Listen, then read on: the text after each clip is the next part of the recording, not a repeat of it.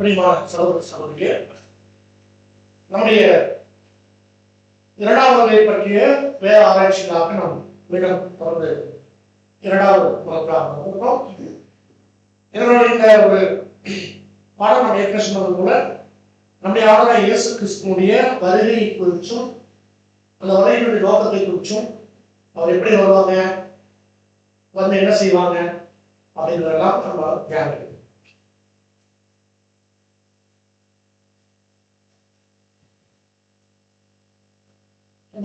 சகோதர சகோதரிகளே, நம்முடைய ஆண்டவராகிய இயேசு கிறிஸ்துவினுடைய வருகையினுடைய காரியம் எப்படி இருக்கும் அப்படின்றத நம்ம இவ்வளவு நேரம் பார்க்கணும் இல்லைங்களா?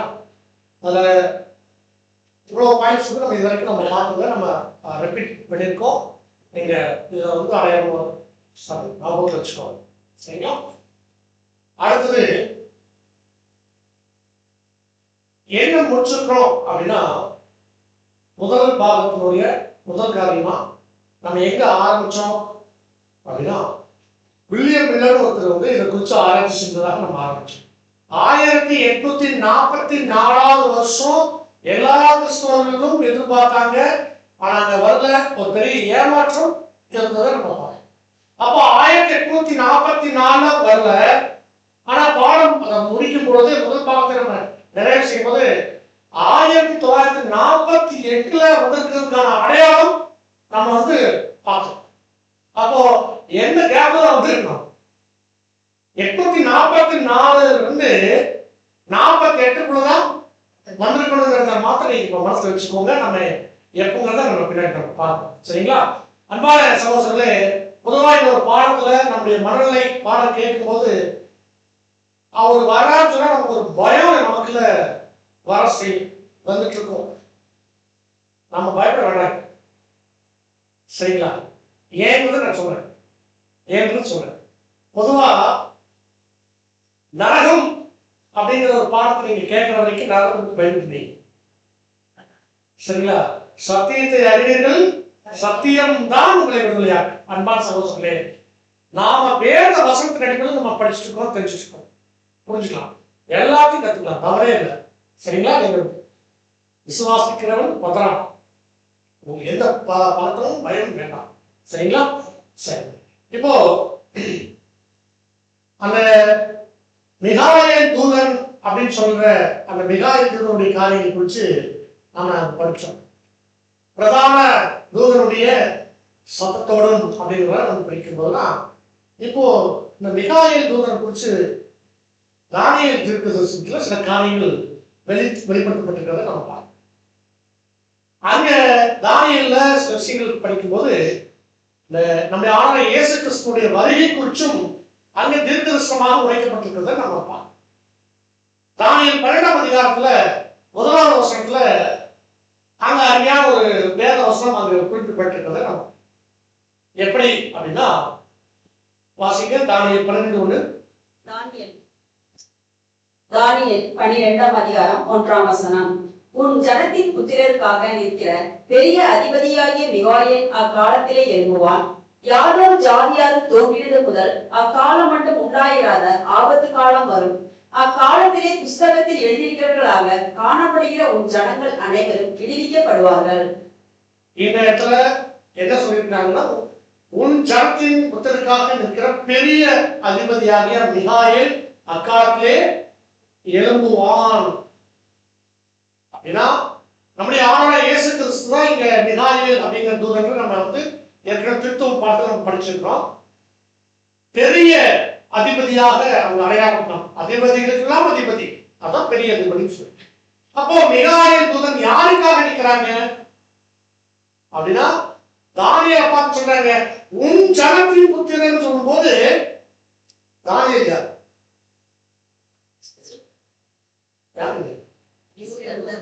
யூதர், அது இஸ்ரேல் ஜனங்கள்.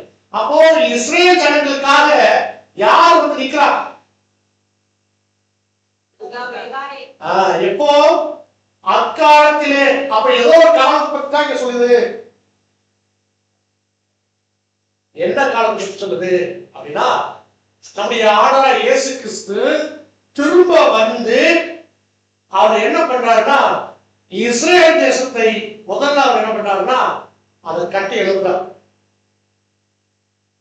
அதான் நான் திரும்ப வந்து விழுந்து போன தாவீதின் கூடாரத்தை நான் திரும்ப எடுத்துட்டு கட்டுறேன்னு சொன்னாங்க. நீங்க இஸ்ரேல் ப்ராபசி பாடத்துல நீங்க தெரிஞ்சுக்கிட்ட ஒரே ஒரு விஷயம் என்னன்னா, முக்கியமா நீங்க நோட்டீஸ் பண்ண வேண்டியது ஒரே ஒரு விஷயம் தான், இஸ்ரேல் தேசத்தை ஒருவராலும் தொட முடியல. ஏன்? சின்ன சின்ன பண்ணும்போது அது ஒரு நாடு, ஆனா அது அந்த அதுக்கு தனி நாடு அந்தஸ்து கோயம்புத்தூர் விட சின்னது. கோயம்புத்தூர் விட சின்ன ஊரு அப்படின்னா நீங்க புரிஞ்சுக்கீங்க, அது ஒரு தனி நாடு. ஒட்டுமொத்த உலக நாடுக்கு சிம்ம சொப்பனமா இருக்கான். எப்படிங்க யாருன்னு அவங்க பண்ண முடியல அப்படின்னா அங்க கூட நிற்கிறது யாரு? நம்ம யாராவது இயேசு கிறிஸ்து தான் நிற்கிறதா? அப்பதான் தொடர்ந்து தாவீது கேட்கிறாங்க, சரி எப்ப நடக்கும் அப்படின்னு தானியேல் வந்து அந்த ஆர்வத்துல அந்த கேபிரியல் தூதன்கிட்ட பேசுறாங்க. அவர் எப்ப வருவாரு அப்படின்னு கேட்கும் போது அப்ப தாவீதுக்கு அவர் என்ன சொன்னாரு, தானியேல் என்ன சொன்னார்னா, தானியேலே போலாம் அப்படின்னா உனக்கு இது இல்ல. அப்ப தானியேலுக்கு இல்லைன்னா அது சீல்டு, அது முத்திரிக்கப்பட்டு சீல் போட்டாச்சு, அது உனக்கு இல்ல. அது எப்போ வெளிப்படும்? அதுக்கு ஒரு காலம் இருக்கு. அந்த காலம் என்ன காலம் அப்படின்னா, பின்னாடி ஒரு அறிவு பெருத்து போகக்கூடிய ஒரு காலப்பகுதி வரும். அப்ப எல்லாரும் அதை தேடி ஓடி அதை தெரிஞ்சுக்குவாங்க அப்படின்னு சொல்லி தானியேலுக்கு மறைக்கப்பட்ட விஷயம் இன்னைக்கு முத்தரிக்கப்பட்ட அந்த விஷயம் இன்னைக்கு அது ஓப்பன் ஆகுது. காரணம் என்னன்னா, அறிவு பெருத்து போகக்கூடிய காலம். அறிவு பெருத்து போகுதுன்னா இன்னைக்கு டெக்னாலஜியுடைய வளர்ச்சியை நீங்க நினைச்சு கூட பார்க்க முடியாத அளவுக்கு, அதாவது சொல்றா அன்இமேஜினபிள் அப்படின்னு சொல்லுவாங்க. நீங்க உங்களுடைய கற்பனைக்கு கூட எட்டாத சில காரியங்களை இப்ப நடந்துட்டு இருக்கு. சரிங்களா? காரே அதிசயம், அந்த கார் தானா ஓடுது. ஓலா டாக்ஸி இந்த மாதிரி புக் பண்ணீங்கன்னா ஒரு கார் தானா நிற்கும் உங்க வீட்டு வாசல்ல. அங்க வந்து ஓடிபி எல்லாம் வந்து நீங்களே ஏறி ஸ்கிரீன்ல ஓடிபி இருக்கும், உங்க ஓடிபி நம்பர் நீங்க போட்டா அது அந்த இடத்துக்கு நீங்க எங்க போகணும் அங்க போய் கிளம்பிக்க. ஆளே இருக்க மாட்டாங்க.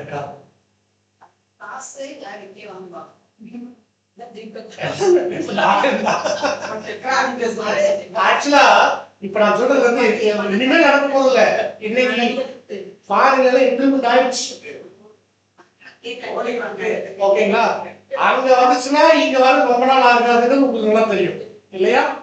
சரி, முதல்ல வந்து வீட்டுக்கு சோறு வரும்னு நம்ம எதிர்பார்த்தோம்னா இல்ல, இன்னைக்கு வந்து ஆர்டர் பண்ணா வந்து அவ்வளவுதான். சரி, இப்போ இந்த மாதிரியான ஒரு அந்த கடைசி நாட்கள் பாருங்க. அந்த கடைசி நாட்களை குறித்து சொல்லும் போது ஒரு இடத்துல அறிவு பெருத்து போன காலப்பகுதின்னு சொல்றாங்க, இன்னொரு இடத்துல உபத்திரமான காலப்பகுதின்னு சொல்றாங்க. இப்ப நீங்க இதை பார்க்கும்போது நம்ம அதையும் சேர்ந்து பார்க்க வேண்டியது இருக்கு. ஆனா அந்த நாளை குறிச்சு நமக்கு தெரியணுமா, எக்ஸாக்டா நம்ம கர்த்தருடைய வருகை குறிச்சு நம்ம தெரிஞ்சுக்கணும் போது மத்தேயு 24:36 ஒரு வசனம் அங்க ரொம்ப டீடைலா நமக்கு சொல்லிட்டு வாசிங்க. மத்தேயு 24:36 அந்த நாளையும் அந்த நாழிகையையும் என் பிதா ஒருவர் தவிர மற்றொருவனும் அறியான், பரலோகத்தில் உள்ள தூதர்களும் அறியார்கள். இந்த மத்தேயு 24 நம்முடைய ஆண்டவர் இயேசு கிறிஸ்து அவருடைய பிரசங்கம் தான் அவர் தான் பண்றாரு. அவர் தான் சொல்றாரு, சிஸ்டரோட பேசிட்டு இருக்காரு. அப்ப அவர் என்ன சொல்றாருன்னா, அந்த நாள் எந்த நாள்னா அந்த உலகத்தினுடைய முடிவு, கிறிஸ்துவனுடைய வருகை குறிச்ச காரியங்களை குறிச்சு பிதாவுக்கு தான் தெரியுன்றார். யாருக்கு கூட தெரியாம அவர் உயிரோடு இருக்கும் போது பேசுற விஷயம் நான் எப்ப திரும்ப வருவேன்னு எனக்கே தெரியாது சொல்றாரு.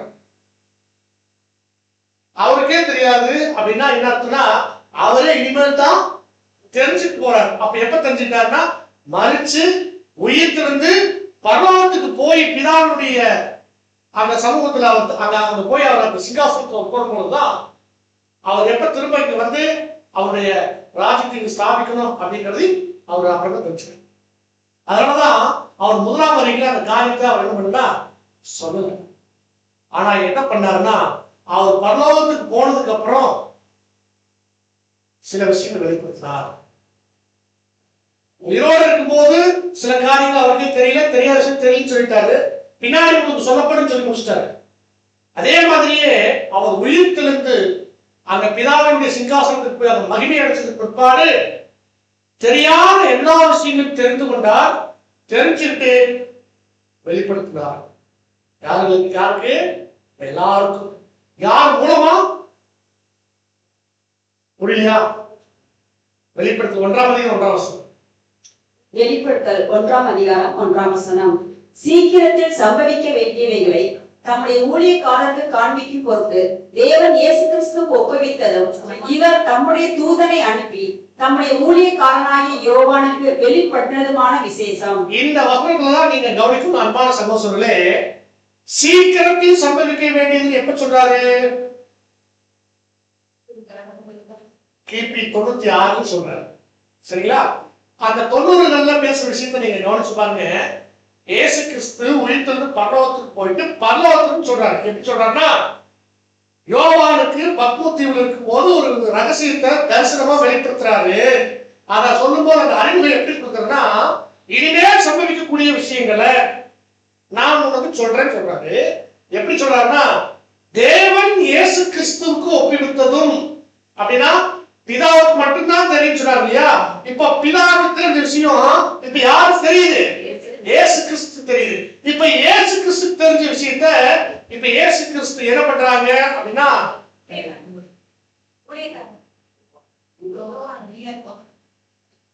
தம்முடைய தூதனை அனுப்பி, அப்ப இயேசு கிறிஸ்து ஒரு தூதனை அனுப்பி அந்த தூதன் மூலமா அவருடைய ஊழியக்காரனாகிய யோவானுக்கு பேர் வெளிப்படுத்துறாங்க. இப்ப யோவான் அந்த தரிசனத்தை கண்டு அதை எழுதி வச்சிருக்கிறார். அதுக்குள்ள இருக்குது அவர் உயிரோட பூமியில இருக்கும்போது தெரியாத ரகசியங்கள் பின்னாடி தெரிஞ்சுக்கிட்டு அந்த ரகசியங்களை எழுதி கையில கொடுத்தாச்சு. அதத்தான் வெளிப்படுத்தல 5, 6, 7 வசனங்கள்ல அத கையில வாங்கின வலது கரத்திலே புஸ்தகத்தை வாங்கினார் அப்படின்னு இருக்கு. ஆட்டுக்குட்டியானவர் வந்து சிங்காசனத்தின் மேல் உட்கார்ந்தவருடைய வலது கரத்திலிருந்து புஸ்தகத்தை வாங்கினார் சொல்லு. சரிங்களா? அன்பான சகோதர சகோதரே, இப்ப நீங்க நல்லா கவனிக்கணும். இப்போ அந்த ரகசியம் வெளியரங்கம் ஆகுது. ரகசியம் வெளியரங்கம் ஆகுதுன்னா இப்ப நீங்க பார்க்கலாம் எப்படி அப்படிங்கிறத நம்ம பார்க்கும்போது, அவருடைய வருகை தெரியவே தெரியாது. முதல்ல தெரிஞ்சதுக்கு அப்புறம் அது யாருக்கு வெளிப்படுத்துறாங்க அப்படின்னா யோவானுக்கு வெளிப்படுத்துறாங்க. யோவான் அதை எழுதி வச்சிருக்கிறாங்க. யோவான் எழுதின வெளிப்படுத்துற விசேஷத்தை படிக்கக்கூடிய ஒவ்வொரு நல்ல இருதயங்களுக்கும் தேவன் அதை வெளிப்படுத்துறார். நாம வெறுமனே அவருடைய வருகை ஒருவருக்கு தெரியாது, பிதா ஒருத்தருக்கு தான் தெரியும் அப்படின்னு நம்ம நினைச்சிட்டோம்னா நாம இன்னும் என்ன இல்ல, சத்தியத்துல வளரல, பக்குவப்படுறது அர்த்தம். அப்டேட்டே ஆகல. இன்னும் பழைய ரேஷன் கார்டு வச்சுட்டு இருக்காங்க. அதெல்லாம் செல்லாதுன்னு புதுசா ஒரு ஸ்மார்ட் கார்டு கொடுத்தாச்சு. பழைய காலம் கூட அரிசி ஓடுறது சக்கரை கூட கொடுப்பாங்களா? அதான் அப்டேட் ஆகுது. சரிங்களா? அவர் எப்ப வருவாருன்னு சொல்லி பிதாவுக்கு தான் தெரியும், யாருக்குமே தெரியாது அப்படின்னு பேசினா இந்த பழைய ரேஷன் கார்டு கதை மறந்துறாங்க. அதுக்கு தான் சொல்றேன். சரிங்களா? அன்பான சகோதர சகோதரிகளே, அப்போ அவருடைய வருகையினுடைய அந்த வருகை எப்படி இருக்கும் அப்படிங்கும் போது இங்க ரொம்ப அழகா சொல்றாங்க. இதுல 3 ஸ்டேஜஸ்ல இருக்குன்னு சொல்லி சொல்றாங்க. 3 ஸ்டேஜஸ். அந்த 3 படிநிலைகளை தான் இப்ப நம்ம என்ன பண்ண போறோம் அப்படின்னா நாம பார்க்க போறோம். நல்லா கவனிக்கணும், இது ரொம்ப முக்கியமானது. இயேசு கிறிஸ்துடைய வருகைய நீங்க 3 படிநிலைகளாக சொல்றீங்க அப்படின்னா அது என்னன்றதை நம்ம பார்ப்போம். காரணம் என்ன? இயேசு கிறிஸ்துடைய வருகை வருகை வருகை வருகை அப்படின்னு பைபிள்ல வெறுமனே வருகை வருகைன்னே இங்கிலீஷ்ல coming coming coming coming translation. ஆனா எல்லாத்தையுமே வருகை வருகை வருகைனே பதிவு செய்யப்பட்டிருக்கிறோம். நீங்க மூல வார்த்தைகள் எடுத்து நீங்க பார்க்கும்போது எல்லா இடத்துலயும் வருகை வருகைங்கிற அர்த்தம் இல்ல. சில இடத்துல வந்திருக்கிறாரு,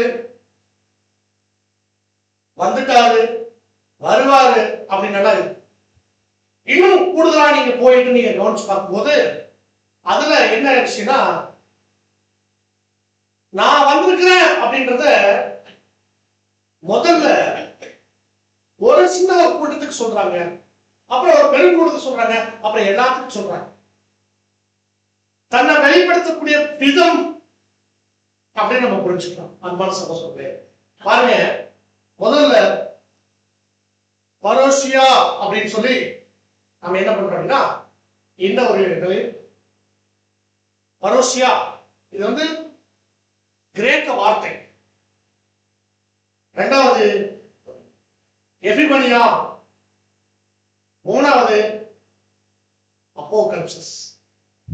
இந்த வார்த்தை நமக்கு வந்து ஒரு முறை சொல்லி பார்த்துட்டீங்கன்னா உங்களுக்கு என்ன ஆயிருன்னா இந்த வார்த்தை மறக்காது. மூணு வார்த்தை. சரி, நீங்க ஆத்மா பாருங்க இல்லீங்களா, நரகம் சப்ஜெக்ட் கேட்டீங்களா? ஜியோல், கெஹன்னா, டாட்டரு, நாம இருக்கா? நாம இருக்குங்களா? ஆனா எல்லாமே என்னன்னு டிரான்ஸ்லேட் பண்ணிருந்தாங்க, நரகம்னு பண்ணிருந்தாங்க. கெஹனானா வேற அர்த்தம், சியோனா வேற அர்த்தம், டாட்டருனா வேற அர்த்தம், வேற வேற அர்த்தம், வேற வேற வேற கொடுக்கப்பட்ட இடத்துல எல்லாத்தையும் எப்படி மொழிபெயர்த்தாங்க? நரகம், பாவம் அப்படின்னு பண்ணிருந்தாங்க இல்லையா? இப்ப அதே மாதிரிதான் நம்ம இங்க என்ன பண்ண போறோம்னா, ஒரிஜினல் மேன்ஸ்கிரிப்ட்லன்னு சொல்லக்கூடிய, அதாவது எழுதப்பட்ட மொழியிலேயே மூல பாஷையிலேயே அந்த வருகை அப்படிங்கறத இந்த மூணு வார்த்தைகள்ல தான் பதிவு செஞ்சிருக்காங்க. சில இடங்கள்ல பரோசியா அப்படிங்கிற வார்த்தையா பதிவு செஞ்சிருக்கிறாங்க, சில இடங்கள்ல எபிபனியா அப்படின்னு பதிவு செஞ்சிருக்கிறாங்க, சில இடத்துல அப்போகலிப்சிஸ் அப்படின்னு பதிவு செஞ்சிருக்காங்க. எபிபனியா அப்படிங்கிற இடத்துல யாருன்னு சொல்லியிருக்காங்க, எப்படி சொல்லியிருக்காங்கன்றத தெரிஞ்சுக்கணும். பரோசியா அப்படின்னா என்ன, அது யாருன்னு சொல்லியிருக்காங்கன்னு பார்க்கணும். எபிபனியா, அப்போகலிப்சிஸ் மூணாவது. இந்த மூணையும் நீங்க நல்லா தெரிஞ்சுக்கணும். இந்த மூணு ஸ்டேஜஸ் ஏன் மூணு ஸ்டேஜ் அப்படின்னு சொல்றோம்னா, இந்த பரோசியா அப்படிங்கிற அந்த ஸ்டேஜ் வந்து நம்முடைய ஆண்டவர் இயேசு கிறிஸ்து இந்த பூமிக்கு வந்து யாருக்குமே அவர் வந்து யாருக்குமே தெரியாது, யாருக்குமே தெரியாம வந்து இந்த பூமியில் சில வேலைகள் அவருக்கு செஞ்சுட்டு இருப்பாரு. இந்த நிலைக்கு பெயர் தான் பரோசியா பைபிள்ல பதிவு செய்யும். சரிங்களா? அடுத்தது அவர் வந்த விஷயத்த தேவனுடைய பிள்ளைகள் மாத்திரம் தெரிஞ்சுக்கிறாங்க, அது ஒரு இரண்டாவது ஸ்டேஜ். பாருங்க, யாருக்குமே தெரியாது ஒண்ணு. அடுத்தது தேவனுடைய பிள்ளைகள். யார் தேவனுடைய பிள்ளைகள்?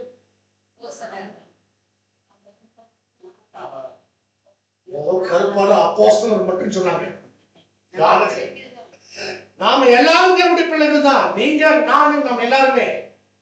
அதுல ரொம்ப முக்கியம், யார் உண்மையான சத்தியத்தை படிச்சு அது வாழ்றாங்களோ அவங்க தான் பிள்ளைகள். நான் ஏற்கனவே நம்ம சொல்லிக்கிறோம், பாடத்துல பார்த்தோம் இல்லையா? தேவனுடைய பிள்ளைகளுக்கு மாத்திரம் தன்னை வெளிப்படுத்துறார். அடுத்தது ஒட்டுமொத்த உலகத்துக்கும் தான் வந்திருக்கிறத வெளிப்படுத்துறார். மூணாவது ஸ்டேஜ். இது புரிஞ்சுச்சுங்களா? திருப்பி ரிப்பீட் பண்ணலாம் பாருங்க. முதல் ஸ்டேஜ் பரோசியா, அவர் வந்திருக்கிறது யாருக்குமே தெரியாது. அப்படின்னா யாருக்குமே தெரியாம வந்து அவர் சில வேலைகள் இந்த பூமியில செய்யணும்.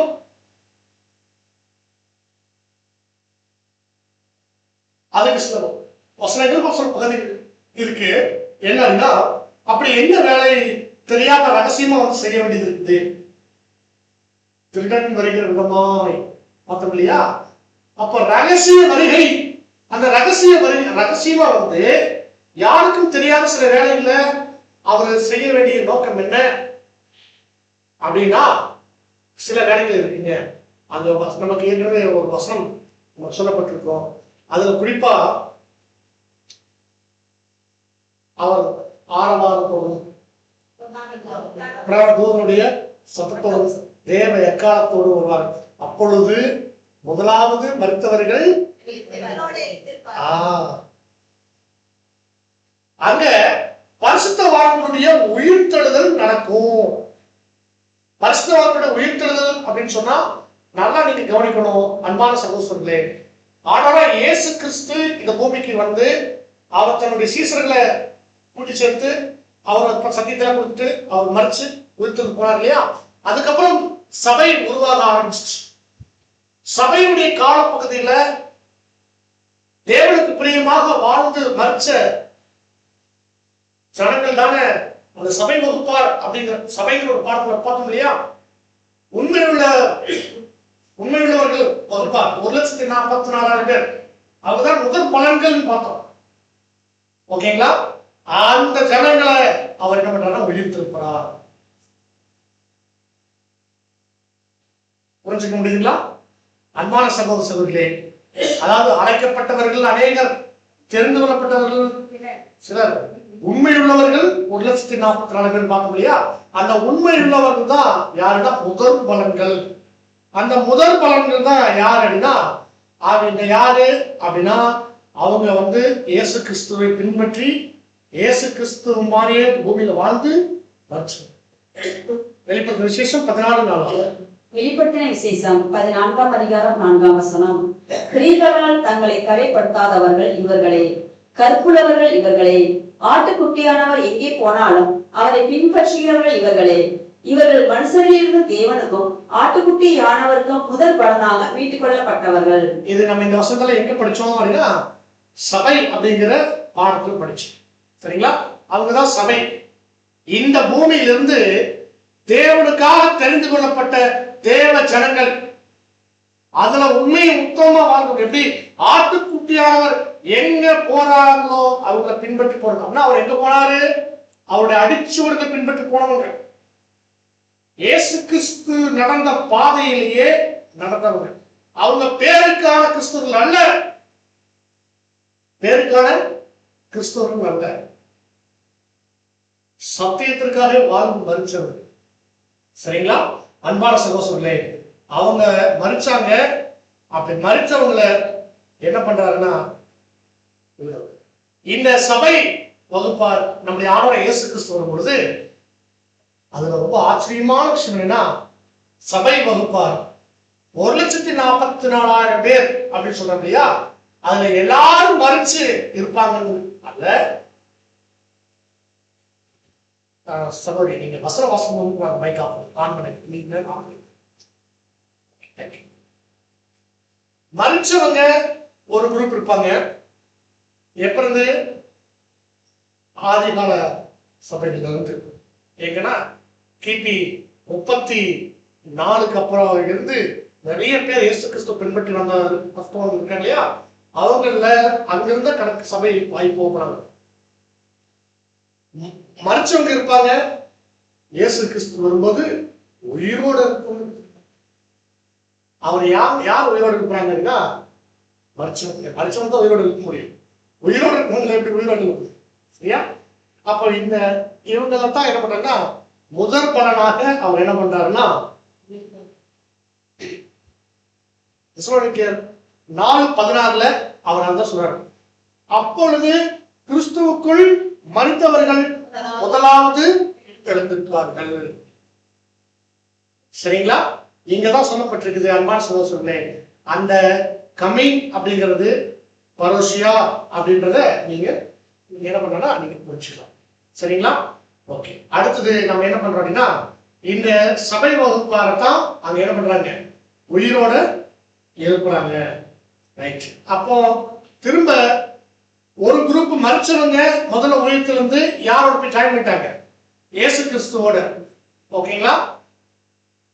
பின்பு 14 அந்த வசனத்தை படிச்சோம். இப்ப 17 பின்பு உயிரோடு இருக்கும் நாமும்.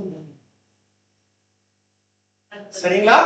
நாமும் கர்த்தருக்கு எதிர்கொண்டு போக மேகங்கள் மேல் அவர்களோடு கூட ஆகாயத்தில் எடுத்துக்கொள்ளப்பட்டு இவ்விதமாய் கர்த்தருடனே கூட இருப்போம்.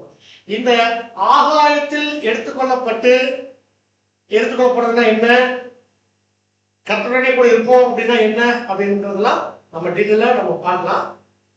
அதை நான் சுருக்க மட்டும் இப்போ உங்களுக்கு சொல்லுங்க. எல்லாருமே மறிப்போம், திரும்ப எல்லாரும் ஒழித்து போகும். மறிக்காம அப்படியே ஒரு ஒரு போதனை ஒன்று இருக்கு, ராப்சர் அப்படின்னு சொல்லி ஒரு டாக்டர் இருக்கு. நாமெல்லாம் மறிக்க வேண்டியதில்லை, எல்லாருமே அப்படியே என்ன பண்ணுவோம், அப்படியே ஆர்டர் வந்தோடனே எடுத்துக்கொள்ளப்பட்டுருவோம் அப்படின்னு சொல்லப்பட்டிருக்கிறது. அர்த்தம் அது அல்ல, அதை டீட்டெயிலா நம்ம பாயிண்ட் பார்க்கணும். சரியா? ஒரு விஷயம் கூட முடிச்சுக்கோங்க, எல்லாரும் மறுத்துதான் ஆகும். ஆதாமுக்குள் எல்லோரும் மறிக்கணும், கிறிஸ்துவுக்குள் எல்லோரும் உயர்த்தப்படணும். இது ரெண்டுமே கட்டாயம் நடக்கும். நம்ம சாகாம அப்படியே அவரோட சேர்ந்துருவோம் அப்படிங்கிறதுலாம் அது கள்ள உபதேசம், அதை நம்பாதீங்க. சரியா? ரைட். இந்த ஸ்டேஜ் தான் என்னன்னா, முதல் ஸ்டேஜ் பரோசியா. அது யாருன்னா மரிச்ச பரிசுத்தவான்கள் இயேசு கிறிஸ்துவோட போய் சேர்ந்து கிறிஸ்துவோட சேர்ந்து அவங்க என்ன பண்ணுவாங்க, பிரசங்கிப்பாங்க. அது பரோசியா அப்படிங்கிற காலப்பகுதி. அடுத்து எபிபனியா அப்படிங்கிற காலப்பகுதியில இது நடக்கும். பின்பு உயிரோடு இருக்கக்கூடிய நாமும், உயிரோடு இருக்கிறவங்க அவங்க வாழ்க்கையில அவங்க உண்மைத்துவத்தை காட்டணும், உண்மை உத்தமா வாழ்ந்துருக்கணும், வாழ்ந்து மறிக்கணும். அப்புறம் என்ன பண்ண, இயேசு கிறிஸ்துவோட போய் அவங்க என்ன பண்ணுவாங்க, இணைவாங்க. அவங்க மறிச்சதுக்கு பிற்பாடுதான். சரிங்களா? இப்போ இது ரெண்டாவது ஸ்டேஜ். இதுக்கு பேர் என்ன, எபிபனியா.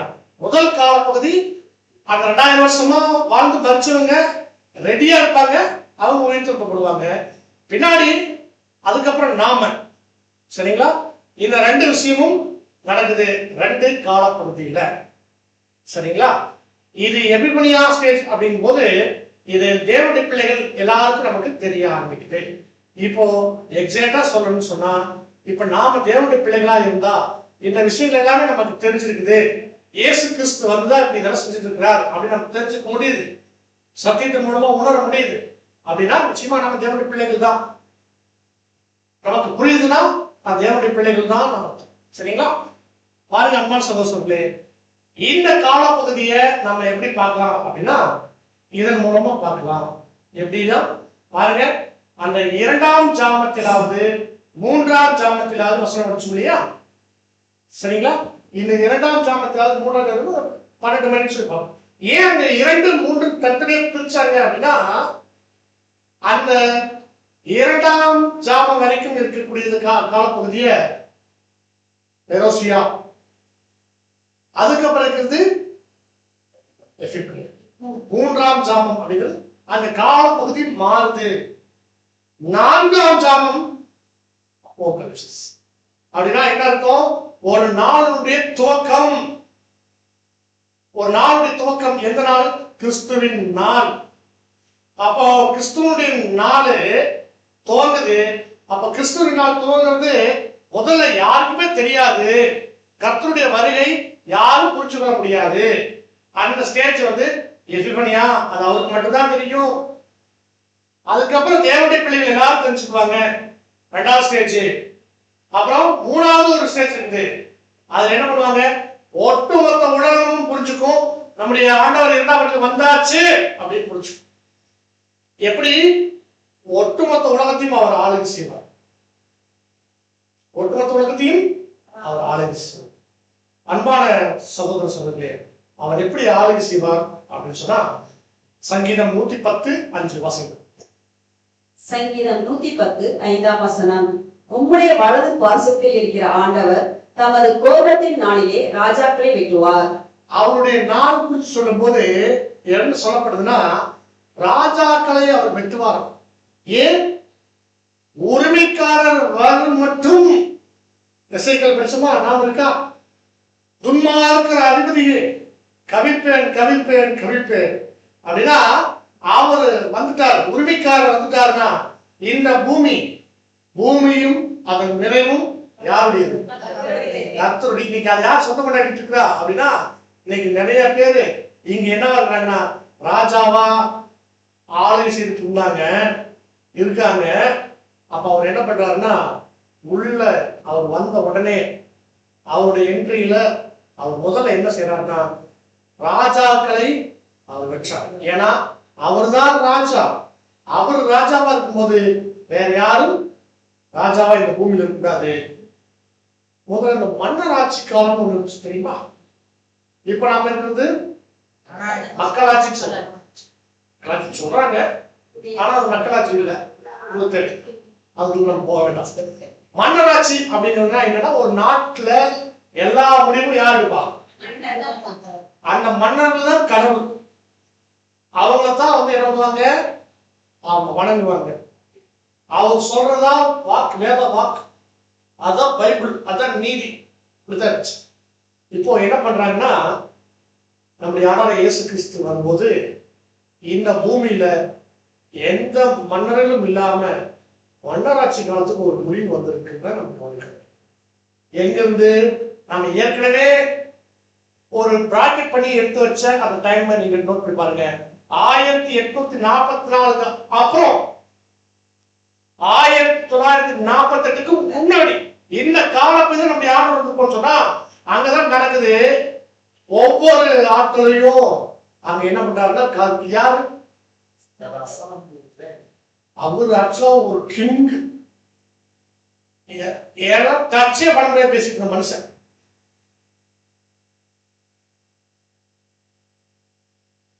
இவர் எப்படி செத்தாரு?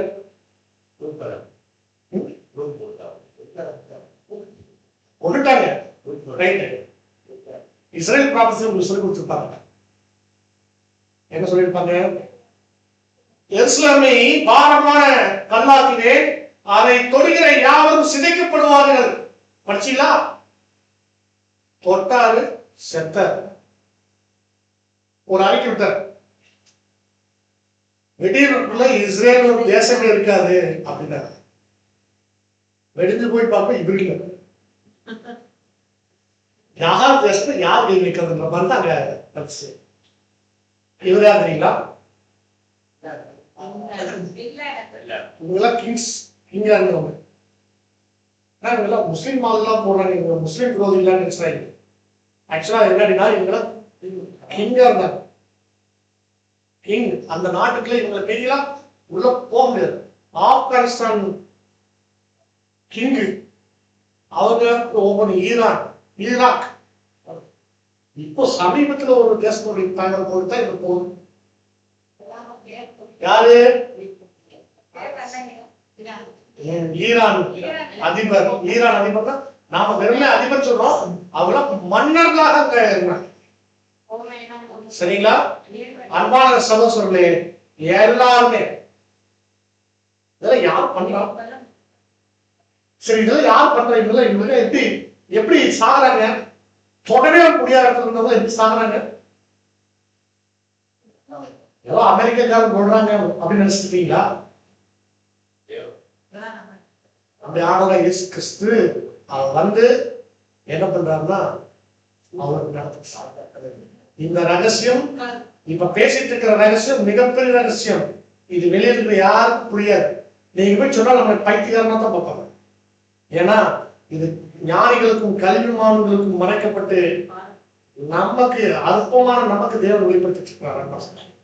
சரிங்களா? பாருங்க, இந்த இஸ்ரேல் தேசமே மிகப்பெரிய சாட்சி இருக்கு. இந்த தேசம் தான் நமக்கு மிகப்பெரிய சாட்சி. இந்த தேசத்துல யாராவது கை வச்சாங்கன்னா நடக்கிறது வேற மாதிரி இருக்கு. காரணம், இந்த தேசத்தை நம்ம ஆண்டவர் இயேசு கிறிஸ்து வந்து கட்டி எழுப்பிட்டு. சரிங்களா? இன்னைக்கு இது எப்படி இருக்கு அப்படின்னா, நம்ம பார்க்கிறோம் இஸ்ரேல் தேசம் தனி நாடா உதயமா இருப்பது நம்ம எப்படி பார்க்கிறோம் அப்படின்னா, அத்திமரம் துளிர்விட்டு இருக்கிறத நம்ம பார்க்கிறோம். சரிங்களா? தொடர்ந்து யுத்தங்களும் செய்திகளும் நடக்குது. பூமி எதிர்ச்சிகளும் சுனாமிகளும், ஆமா, எல்லாமே நடக்குது. பூமி எதிர்ச்சி எல்லாம், கொள்ளை நோய், வராத நோய் எல்லாம் வருது, லாக்டவுன் வருது, எல்லாமே நடக்குதா? இது எல்லாமே வந்து மிகப்பெரிய ஒரு உபத்திரவம் பூமியில வரப்போகுது. அந்த உபத்திரத்துக்கு பேரு மகா உபத்திரம் சொல்றாங்க. அப்ப இதெல்லாம் இதுக்கு முன்னாடி என்னமோ நிலநடுக்கமே வராத மாதிரி, இதுக்கு முன்னாடி என்னமோ யுத்தமே வராத மாதிரி சொல்றாங்களே, யுத்தங்களுடைய செய்திகளும் இப்பதான் கேள்விப்படுறோமா? முதல்ல இருந்தே இருந்துச்சு. அப்படின்னா அந்த யுத்தங்கள் ஒரு முடிவு ஏற்படுத்தக்கூடிய யுத்தங்களாக இல்ல, இந்த யுத்தங்கள் முடிவு ஏற்படுத்துது. அதனால இது மகாபத்திரம் இதுவரையிலும் சந்திக்காத, உலகம் பார்த்திராத, இனிமேலும் பார்க்காத உபத்திரம் காலத்துல வந்து எப்போ நம்முடைய ஆண்டவர் இயேசு கிறிஸ்துவுடைய வருகையின் போது. இதெல்லாமே மக்கள் எல்லாத்தையும் பார்க்காம, அதான் மேகங்கள் வழியாய் அவர் மேகங்கள் உபத்திரங்களோட தான் வர்றார். சரிங்களா? அதுதான் எதிர்மணியா. இதை யாரு பாக்குறாங்கன்னா தேவனுடைய பிள்ளைகளுக்கு தெரியும். இப்போ இந்த பாருங்க, இந்த யுத்தங்களையும் இந்த பிரச்சனைகளையும் வெளியில் இருக்கிற யாரோ ஜனங்களுக்கு, நம்ம பக்கத்து வீட்டில் இருக்கிற ஒரு இந்துக்களுக்கோ முஸ்லிம் இந்த பிரச்சனைகள் அவங்களுக்கு அவங்களால கனெக்ட் பண்ண முடியாது. அவங்களோட வாழ்க்கையோட தேவ திட்டத்தோட பைபிளோட அவங்களால கனெக்ட் பண்ண முடியாது. ஆனா நமக்கு தெரியும் இதெல்லாமே என்னது, ஒரு அழிவு நோக்கி போயிட்டு இருக்குது, இந்த பூமியில ஒரு முடிவு வரப்போகுது அப்படின்றது யாருக்கு தான் தெரியும்னா தேவனுடைய பிள்ளைகளை நமக்கு தெரியும். எப்படி அப்படின்னா தேவன் நமக்கு தான் வெளிப்படுத்துறாரு. உலக ஜனத்துக்கு வெளிப்படுத்துறாரா? இல்ல, அவருடைய பிள்ளைகளுக்கு மட்டும்தான் வெளிப்படுத்துறார். அன்பான சகோதர சகோதரிகளே, ஒரு நாள் இந்த ஒட்டுமொத்த பூமியும் அவர் என்ன பண்ணுவார்னா ஆர்ப்பரிவார். படிங்க யோபு 37ஆம் அதிகாரம் 12 மற்றும் 13ஆம் வசனம். அவர் அவைகளுக்கு கட்டளையிடுகிற யாவையும் அவைகள் கூச்சக்காட்டில் நடப்பிக்கும்படி அவர் அவைகளை தம்முடைய ஞான ஆலோசனைகளின்படி சுற்றி திரிய பண்ணுகிறார். ஒன்றில் தண்டனையாகவும் ஒன்றில் தம்முடைய பூமிக்கு உபயோகமாகவும் ஒன்றில் கிருபையாகவும் அவைகளை வரப்பண்ணுகிறார். பாருங்க, ஒரே தான் என்ன சொல்லுதுன்னா ஒரே விஷயம். ஆனா ஒரு குரூப்புக்கு தண்டனையா இருக்குது, ஒரு குரூப்புக்கு ஆசீர்வாதமா இருக்குது, உபயோகமா இருக்குது, ஒரு குரூப்புக்கு எப்படி? அப்படி ஒரே விஷயம் எப்படி இருக்குது? யோபு எதை பத்தி பேசிட்டு இருக்காரு? 37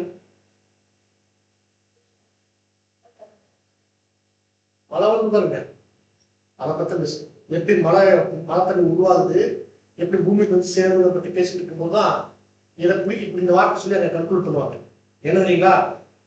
ஒரே மழை தான், மழைனா ஒரு ரெயின். ஒருத்தருக்கு மழை வந்து ஆசீர்வாதமா இருக்குது, உபயோகமா இருக்குது. யாருக்கு? விவசாயம் பண்றவங்களுக்கு. பிளாட்ஃபார்ம்ல கடை போட்டது, காளான் கடை, சில்லி கடையில இருக்கு ஒரு ரோட்டத்துல, மழை வந்து என் பொழப்புக்கு எடுத்து போச்சு சொல்றாங்க. அதே இன்னொருத்தங்களுக்கு அதன் மூலமா பயன்படுறாங்க, ஒருத்தருக்கு தண்ணிக்கு போடுறாங்க. இதெல்லாம் உங்களுக்கு புரியுது நீங்க?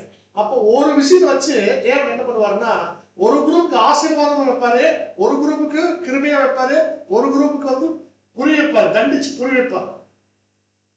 இந்த உபத்திரவம் அப்படித்தாங்க. உபத்திரவம் மகா உபத்திரவத்தின் மூலமாக இஸ்ரேல் தேசம் இயேசு கிறிஸ்துவை ஏற்றுக்கொள்ளக்கூடிய சூழ்நிலைக்கு வரும். சரிங்களா? அதே சமயத்துல இந்த மகா உபத்திரவம் மூலமா, யுத்தங்கள் மூலமா மன்னராட்சி அப்படின்னு சொல்லி இருக்கக்கூடிய அதிகாரத்தில் இருக்கக்கூடியவங்க எல்லாம் வேதம் இருக்கப்படுவார்கள். தேவனுடைய பிள்ளைகள் மகா உபத்திரத்துக்கு முன்னாடி தன்னுடைய ஓட்டத்தை நிறைவு செய்து அவரோடு கூட சேர்ந்தார்கள். சரிங்களா? அதனாலதான் எப்படி சொன்னாங்கன்னா, அவர் வரும் நாளை சகிப்பவன் யார்? யார்? அவர் வெளிப்படுகையில் நிலை நிற்பவன் யார்? அவர் புறம்பிடுகிறவருடைய அக்னியை போலும் மன்னாருடைய சவுக்காரத்தை போலும். மன்னாருடைய சவுக்காரம் என்ன?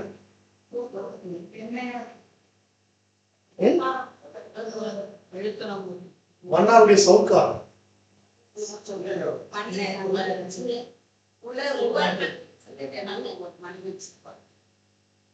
எப்பேற்பட்ட ஆளுக்கு அது போட்டு அவங்க வெளுத்திருக்குவாங்க. சரிங்களா? என்ன சொல்றாருன்னா, நம்ம இருக்கக்கூடிய எல்லா பாவ கரைகளையும் அவர் நீக்கி எடுத்துவார். இதுதான் மன்னாருடைய சொர்க்கம். இப்படிதான் இருக்குமா. அது ஒரு வகையான வாஷிங் பவுடர் தான். அது ஒரு கைண்ட் ஆஃப் வாஷிங் பவுடர். அவங்க ஓன் மேனுஃபேக்சரிங் பண்ணுவாங்க. அவங்க என்னன்னா அவங்க வெளுத்தெடுக்கிறதுல எல்லா கரைகளும் நீங்கி சொன்னாங்க. அது மட்டும் இல்ல, அவர் என்ன பண்றாருன்னா வெள்ளியை உடம்பிட்டு சுத்திகரிப்பார், அதிலையும் பிடிப்பார். யாரை சுத்திகரிக்கிறாம லேவியின் புத்திரரை சுத்திகரித்து எதுக்காக சுத்திகரிக்கிறார்னா அவங்க கர்த்தருடையவர்களாக இருந்து நீதியாய் காணிக்க செலுத்தும்படி அவர்களை பொன்னை போலவும் வெள்ளியை போலவும். அதனை வெள்ளியை சுத்திகரிக்கிறது. வெள்ளி சத்தியம். வெள்ளினா சத்தியத்தை சுத்தி இருக்கணுமா? ஆமா. உண்மையான சத்தியத்துல அசத்தியம் கலந்தாச்சு. நிறைய கல்வி உபதேசங்கள் உள்ள திணிச்சிட்டாங்க. இப்ப அதை எல்லாத்தையும் என்ன பண்ணணும்? அவர் திரும்ப வந்து ஒரு வெளிச்சத்தை கொடுக்கும் போது எப்படி எப்படி சொல்றாங்க அவங்க வருகைய இருளுள்ள ஸ்தலத்துல பிரகாசிக்கக்கூடிய ஒளிங்கிற. இருள் அறியாமை, வெளிச்சம் அறிவு, சத்தியம். வெளிச்சம் வரும்போது அந்த பிரகாசத்துல எல்லாமே தெரியும். ரகசியங்களை வெளிப்படுத்தி இருள் நீங்கி போகுது. அன்பான சகோதர சகோதரிகளே, நீங்க நல்லா கவனிக்கணும். சத்தியம் என்னைக்கு இல்லாம இந்த நாட்கள்ல இப்படி வெளியே வருது. நாம கண்டுபிடிச்சோமா? நாம படிச்சோமா? இல்ல. பேதுரு எழுதியிருக்கிற விஷயம் நமக்கு இன்னைக்கு நல்லா புரியுது. அப்போஸ்தலனாகிய பவுல் எழுதுற விஷயம் நமக்கு நல்லா புரியுது. ஏன் புரியுது? எப்படி புரியுது? நம்ம யாரோட இயேசு கிறிஸ்து வந்தாச்சு. எழுதின அப்போஸ்தலர்கள் இன்னைக்கு உயிர் தெழுந்து நம்மளோட கூட இருந்து எல்லாத்தையும் விளக்க பண்ணிட்டு இருக்காங்க. இயேசு கிறிஸ்து சொல்றாரு, இது நான் இப்படித்தான் சொன்னேன், ஆனா இன்னைக்கு அந்த கிறிஸ்து அமைப்பு கள்ள உபதேசம் இப்படி திணிச்சிருக்கிறாங்கன்னு சொல்லி இன்னைக்கு வெளிச்சம் வரும்போது எது சரி எது தவறு நம்ம புரிஞ்சுக்க முடியுது, அதை கிரகிக்க முடியுது. அன்பான சகோதர சகோதரிகளே, இன்னும் நீங்க நல்லா கவனிக்கலாம். லேவியின் புத்திரர்கள் யாரு அப்படின்னா இன்னைக்கு உயிரோடு இருந்து இருக்கக்கூடிய நம்ம எல்லாரும். நாம நம்முடைய ஆண்டவரோடு சேர்ந்ததுக்காக நம்ம காத்துட்டு இருக்கக்கூடியவங்க தான். நம்ம கிட்ட தான் நம்ம சுத்திகரிக்கப்படணுமா? நம்ம இன்னும் நிறைய குறைகள் இருக்குது. எதுக்கு? நீதியாய் காணிக்க செலுத்த முடியல. நம்ம வாழ்க்கையை நம்ம அர்ப்பணிக்க முடியல. தப்பு தெரிஞ்ச நிறைய தவறு பண்ணிட்டு இருக்கோம். கரெக்டா? தப்புன்னு தெரிஞ்சே நிறைய பண்ணிட்டு இருக்கோம். நம்மளை இன்னும் சுத்திகரிக்கணும். அதைத்தான் யார் பண்ணிட்டு இருக்கா? நம்ம யாரோட இயேசு கிறிஸ்து வந்து பண்ணிட்டு இருக்கா. ரெண்டாவது, சரிங்களா? எதுக்கு? நாம அவரை எதிர்கொண்டு போகணும், அவருக்காக ஆயத்தமாகணும். எபிஃபனியா, இதுதான் எபிஃபனியாவுடைய அவர் வந்து நம்ம தெரிஞ்சுக்கிறோம், உணர முடியுது. வந்திருக்கிறாரு, வந்துதான் பண்றாரு. வருவாரு வருவாரு வர எத்தனை வருஷம் சொல்லிட்டு இருக்க முடியும்?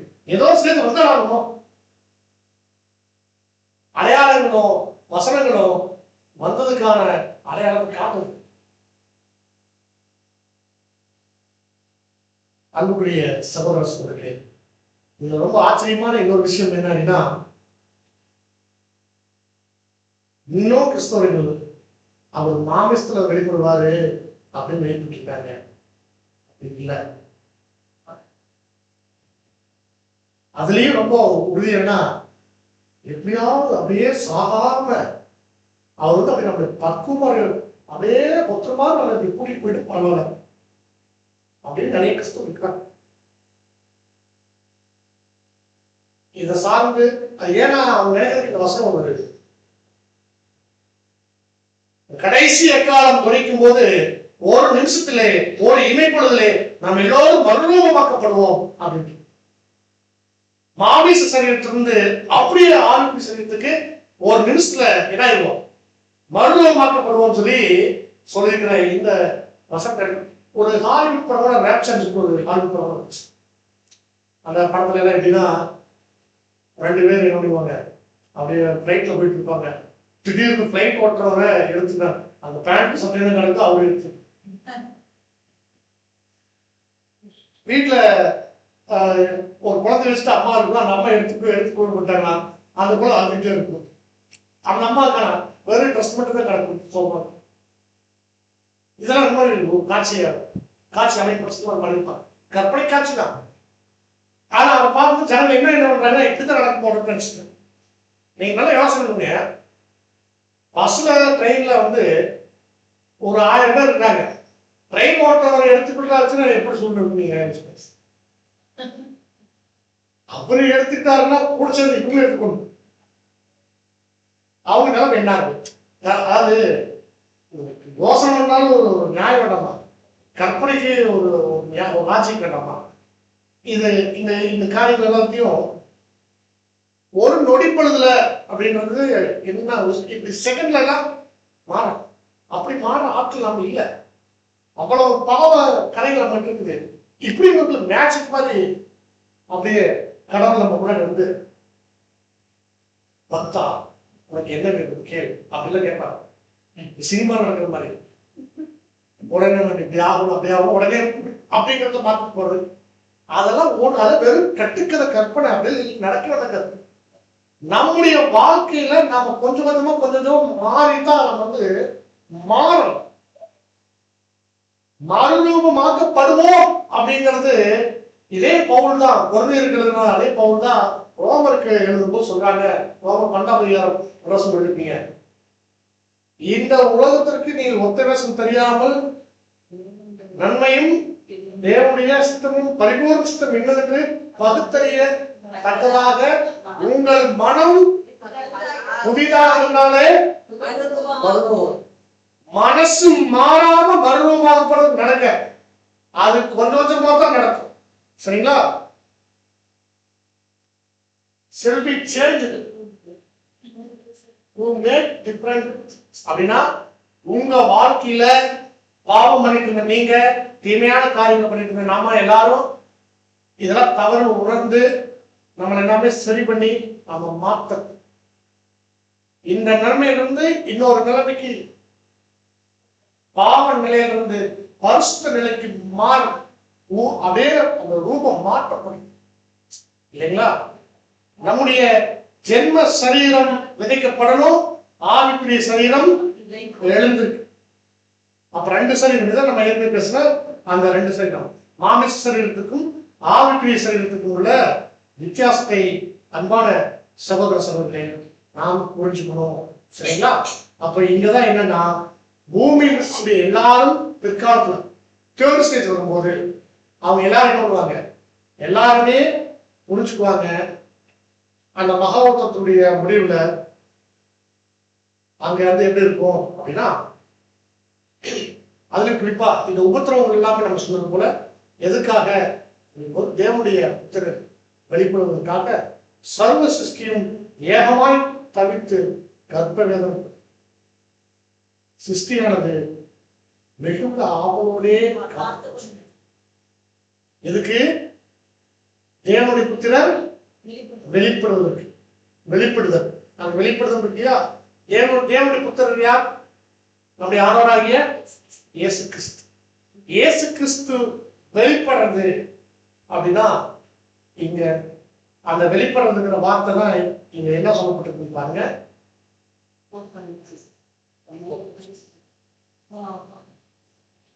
புரியுதுங்களா? இது எல்லா ஜனத்திற்கும் எல்லாரும் புரிச்சுக்குவாங்க. கிறிஸ்தவர்கள், இந்துக்கள், முஸ்லிம்கள் எல்லாரும் புரிஞ்சுக்கக்கூடிய ஒரு காலம். அங்க தேவனை அறியாதவர்கள் கூட வசனம் எப்படி சொல்லுன்னா, 2 தெசலோனிக்கேயர் 1:7. 2 தெசலோனிக்கேயர் 1 7 மற்றும் 8 வசனம். தேவனை அறியாதவர்களுக்கும் நம்முடைய கர்த்தராகிய இயேசு கிறிஸ்துவின் சுவிசேஷத்துக்கு கீழ்ப்படியாதவர்களுக்கும் நீதியுள்ள ஆக்கினியை செலுத்தும்படிக்கு கர்த்தராகிய இயேசு தமது வல்லமையின் தூதரோடும் ஜுவாலித்து எரிகிற அக்கினியோடும் வானத்திலிருந்து வெளிப்படும் போது அப்படியாகும். அப்போகலிப்சிஸ் இந்த வெளிப்படும் போது அப்படிங்கிற வார்த்தையும் எதாங்க அப்போகலிப்சிஸ். அப்போ மூணு ஸ்டேஜையும் நமக்கு நம்ம திரும்ப ரீகால் பண்ணி நம்ம பண்ணலாம். யாருக்கும் தெரியாம வந்து அவர் மாத்திரம் சில வேலைகள் செஞ்சுக்கிறது, அப்புறம் தேவனுடைய பிள்ளைகள் மாத்திரம் வெளிப்படுறது, அவங்களோட சேர்ந்து வேலை செஞ்சு, அப்புறம் எல்லாருக்கும் ஒட்டுமொத்த மருத்துவத்துக்கும் தெரிய முடியாது. இதுதான் 3 ஸ்டேஜ். அதுல இப்ப நாம எந்த ஸ்டேஜ்ல இருக்கோம் நீங்க நினைக்கிறீங்க? Second stage. எது? இந்த எவ்ரிபடி ஸ்டேஜ் புரிய வைக்கிறதுக்கு நாம அந்த ஸ்டேஜ்ல இருக்கிறோம். அந்த ஸ்டேஜ் இருந்தா நாம என்ன செய்யணும் அப்படின்னா, நாம யாருன்னு தெரிஞ்சுக்கிட்டு இயேசு கிறிஸ்து வந்துட்டாருங்கிறத புரிஞ்சுக்கிட்டு அதுக்கு நம்ம ஆயத்தமாகணும். அது புரிஞ்சுக்கிறதுக்காகவே நம்முடைய ஆண்டவராகிய இயேசு கிறிஸ்து மத்தேயு 24ஆம் அதிகாரத்துல கேட்ட கேள்விக்கு பதில் அப்படியே போறீங்க மீண்டும் போகுதுன்னா, மத்தேயு 25ஆம் அதிகாரத்துல 10 கன்னிகைகள் ஒன்று இருக்கு. மத்தேயு 24ஆம் அதிகாரத்துல கேள்வி, அந்த கேள்விக்கு எல்லாம் அந்த எதை பற்றி சொன்னாங்க? பரிசையை பற்றி சொன்னாங்க, எபிபனியா பற்றி சொன்னாங்க, அப்போகலிப்ஸ் பற்றி சொன்னாங்க. அந்த எபிபனியா ஸ்டேஜ்ல தேவனுடைய பிள்ளைகள் எப்படி அங்க ரெடியாகணுங்கிறத சொல்லும்போது இந்த 10 கன்னி ஊமைகளை பற்றி 10 கன்னி ஊமைகளை பற்றி உங்க எல்லாத்துக்கும் நல்லா தெரியும் இல்லையா?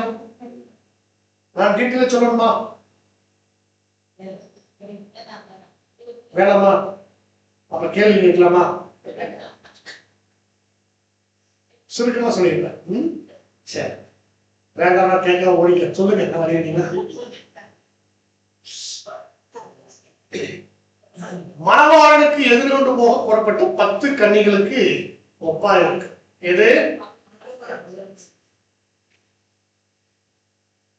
மணவாளனுக்கு எதிர்கொண்டு போக புறப்பட்ட 10 கன்னிகள். 10 கன்னிகள். கன்னிகள்னா யாரு? சபைகளா? அவருக்கு விளக்கத்துக்கு போக வேண்டிய சகோதரி. நான் என்ன சொல்றேன், கன்னிகள் யாருன்னு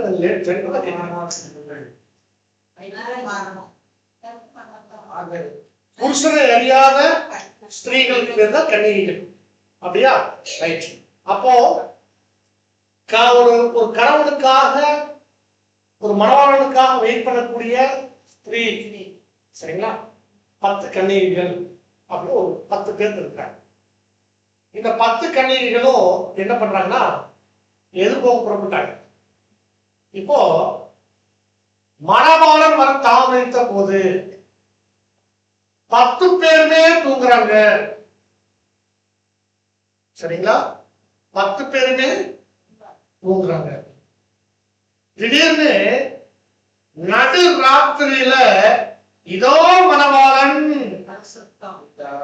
ஓகேங்களா அப்படின்னு ஒரு சத்தம் வந்து 10 பேருமே எந்திரிக்கிறாங்க. அந்த சத்தத்துல இதோ மணவாளன் மட்டும் சொல்ல, அவருக்கு எதிர்ந்து போக புறப்படுங்கள் அப்படிங்கிற சத்தம் உண்டாயிற்று. அந்த சத்தம் எப்ப வந்துச்சு? நடு ராத்திரியில 12 மணி. 12 மணினா நீங்க என்ன புரிஞ்சுக்கணும்? 2ஆம் ஜாமத்துக்கும் 3ஆம் ஜாமத்துக்கும் நடுவுல 12 மணி. அதான் எங்க ஊமையில மணவாளன் நடு ராத்திரியில வர்றாங்க. அதுக்கு முன்னாடி எதிர்பார்த்தா என்னது இல்ல, அவங்க எதிர்பார்த்தாங்க மணவாளன் வர தாமதிச்சு. வில்லியம் 1844 எல்லாருக்கும் ஒரு சோர்வாயிடுச்சு. சோர்வத தூக்கம், எல்லாரும் தூங்கினாங்க. இதோ மணவாளன் சத்தம் கேட்டுச்சு. என்னடா அது திரும்ப சத்தம் கேட்கறது இல்லை, எழுந்திரிச்சாங்க. நைட்டு 12 நிமிஷம் போகுது. ஆயத்தமா இருந்தவங்க மணவாளனோடு அறைக்குள்ள பிரவேசிச்சாங்க. ஆயத்தமா இல்லாதவங்க, ஆயத்தம்னா என்ன? கையில எண்ணெய், தீவெட்டி எரியறதுக்கு எண்ணெயும் வச்சிருந்தவங்க புத்தியுள்ள கன்னிகை. புத்தி இல்லாத கனிகள் இருக்கிறாங்க எண்ணெயில போறது என்ன வேலைக்கு எதிரோடு போறோம். கையில தீபத்தை எடுத்துட்டு போனவங்களுக்கு எதை எடுத்து போ தெரியல.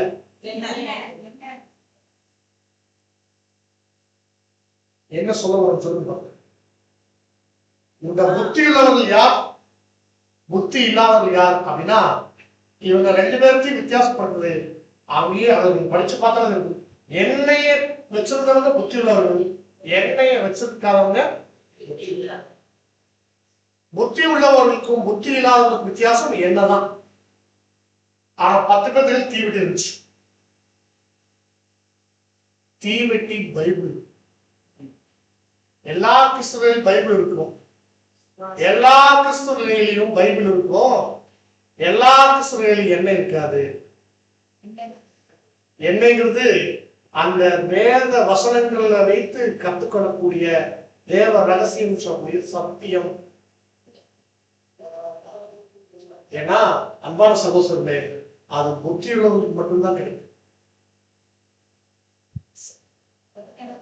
இந்த புத்தி உள்ளவர்களை ஹிண்ட் அந்தி கிறிஸ்து பாடம் வைக்கும் போது புத்தி உள்ளவர்கள் தான் கணக்கு பார்த்தாங்க, யார் அந்தி கிறிஸ்து தெரிஞ்சுட்டாங்க. இங்கேயும் புத்தி உள்ளவர்கள் பத்தி நம்ம பேச சரியா. இப்போ நம்ம என்ன சொல்ல வரோம் அப்படின்னா, பைபிள் வச்சிருக்கிறவங்க எல்லாருமே ஞாயிற்றுக்கிழமை சர்ச்சுக்கு போறோம், எல்லாருமே கிறிஸ்துவர்கள் அல்ல. அவங்க எல்லோரும் தேவனுடைய ராஜ்யத்தில் பிரவேசித்த சபை வகுப்பார மாறிட முடியுமா? திருச்சிகள் பிள்ளைகள் ஆக முடியுமானா கிடையாது. என்னை நோக்கி கர்த்தாவே கர்த்தாவே கூப்பிடுறவங்க பரலோகராஜ்யத்தில் பிரவேசிக்க முடியாது. யாரும் பிரவேசிக்க முடியும்? இடையில ஒரு கொஸ்டின் கேட்கலாமா? கேளுப்பா கேளு. குட் ஃப்ரைடே ஒன்று வந்துச்சுங்களா? எப்போ வந்துச்சு? யாரெல்லாம் போனீங்க சர்ச்சுக்கு? அந்த கன்னிகள் மாத்திரம் இருக்கு.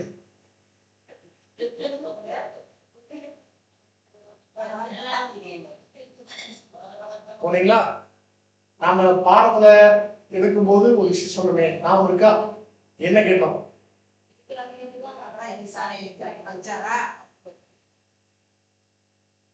தெரியுது இல்லன்னு. கிறிஸ்துமஸ் டிசம்பர் 25 கிறிஸ்துமஸ் புது ட்ரெஸ் எடுத்தது யார்? கொண்டாடினது யார்? கலர் காயில ஒட்டி சீரியல் செட் போட்டு பண்டிகை செலிப்ரேட் பண்ணது யார்? புத்தி உள்ளவர்களா புத்தி இல்லாதவர்கள்? நாம இல்ல, நான் சர்ச்சுக்கு போனீங்களா நான் கேட்கல. நான் யாரு புத்தி உள்ளவங்க பண்ணுவாங்க புத்தி இல்லாத பண்ணுவாங்க.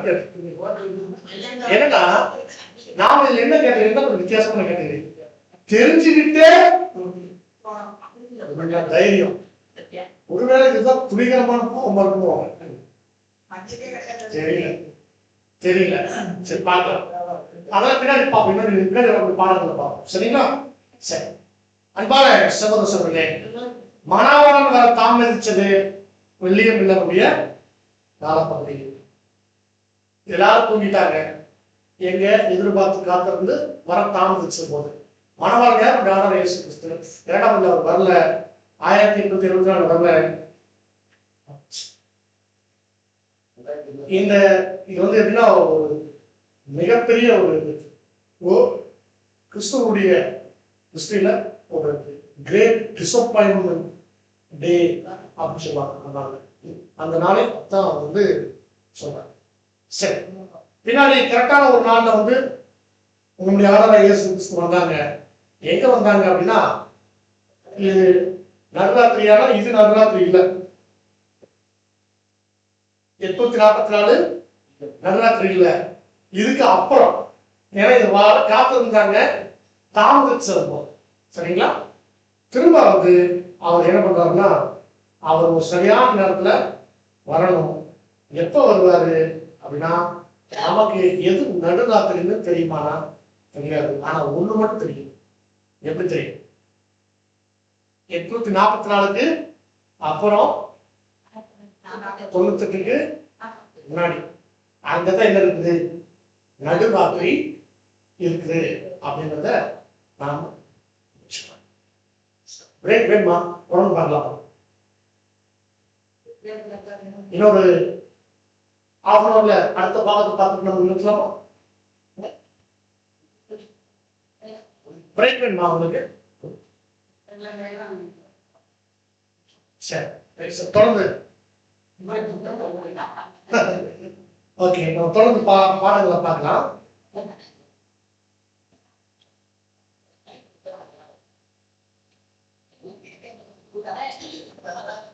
இந்த அப்போகலிப்சிஸ் அப்படிங்கிற 3வது ஸ்டேஜ்ல என்னென்ன நடக்கும் அப்படிங்கறத நாம பார்க்கிறோம். 3வது பாகத்துல 3 ஸ்டேஜஸ் இருக்கு. பெரோசியா, எபிஃபனியா, அப்போகலிப்சிஸ். இந்த எபிஃபனியா அப்படிங்கிறது தான் நடுராத்திரி ஆரம்பிக்குது. இங்க இருக்கிறது தான் நடுராத்திரி ஆரம்பிக்குன்னு பார்த்தோம். இந்த நடுராத்திரி எங்க ஆரம்பிக்குது, எப்படி ஆரம்பிக்குது, அவருடைய வருகையிலிருந்து ஆரம்பிக்குதுன்னு சொல்றேன். கரெக்டா என்ன சொல்லணும்னா, அவருடைய வருகையிலிருந்து, அவருடைய வருகைனா வந்து யாருக்கும் தெரியாம சேர்ந்து, இது தேவனுடைய பிள்ளைக்கு தன்னை வெளிப்படுத்தி சேர்ந்து, அப்புறம் எல்லாருக்கும் தெரிஞ்சு, இது வரைக்கும் நம்ம பார்த்து முடிச்சிருக்கோமா. இப்ப நம்ம எடுத்து நடுராத்திரியை நம்ம கண்டுபிடிக்கணும். நடுராத்திரி கண்டுபிடிக்கிறது நம்ம எப்படி கண்டுபிடிக்கிறோம் அப்படின்னா, நம்ம வந்து இந்த 2 கிலோ இருக்கக்கூடிய காலப்பகுதி தான் நம்ம பார்க்கணும். இப்ப இந்த பாட்டுல நம்ம என்ன வந்து கண்டுபிடிச்சோம். சரிங்களா? எந்த வருஷம் அப்படின்னு நம்ம எக்ஸாக்டா சொல்லுது. நம்ம ஆண்டவர் இயேசு கிறிஸ்து எந்த வருஷம் வந்தார் அப்படிங்கிறத இந்த பாகத்தில் நம்ம தெரிஞ்சுட்டு நம்ம பிரேக் போறோம். சரியா? வருஷத்தோட எந்த வருஷம் வந்தாருன்னு நம்ம சொல்றோம். இல்ல எப்ப வருவார் அப்படின்னு சொல்றோம். சரியா? வருவார் சொன்னாலும் ஆமாங்கிறீங்கள, வருவாரா வந்துட்டாரா? நாம எந்த வருஷம் இருக்கோம்? கிபி 2026. சரியா? ரைட். அப்படின்னா வந்தாச்சு. வந்ததுக்கு அப்புறம் நம்ம இருக்கிறோம், 2வது ஸ்டேஜ்ல இருக்கிறோம். இப்போ இந்த ஸ்டேஜ்ல அவர் என்ன செஞ்சுட்டு இருக்கிறார் அப்படிங்கும்போது ஒரு வசனம் வாசிக்கிறேன். ஏசாயா 34ஆம் அதிகாரம் 4ஆம் வசனம். வானத்தின் சர்வ சேனையும் கரைந்து வானங்கள் புஸ்தக சுருளை போல் சுருட்டப்பட்டு அவைகளின் சர்வ சேனையின் திராட்சை செடியின் இலைகள் உதிர்கிறது போலவும் அத்தி மரத்தின் காய்கள் உதிர்கிறது போலவும் உதிர்ந்து விடும்.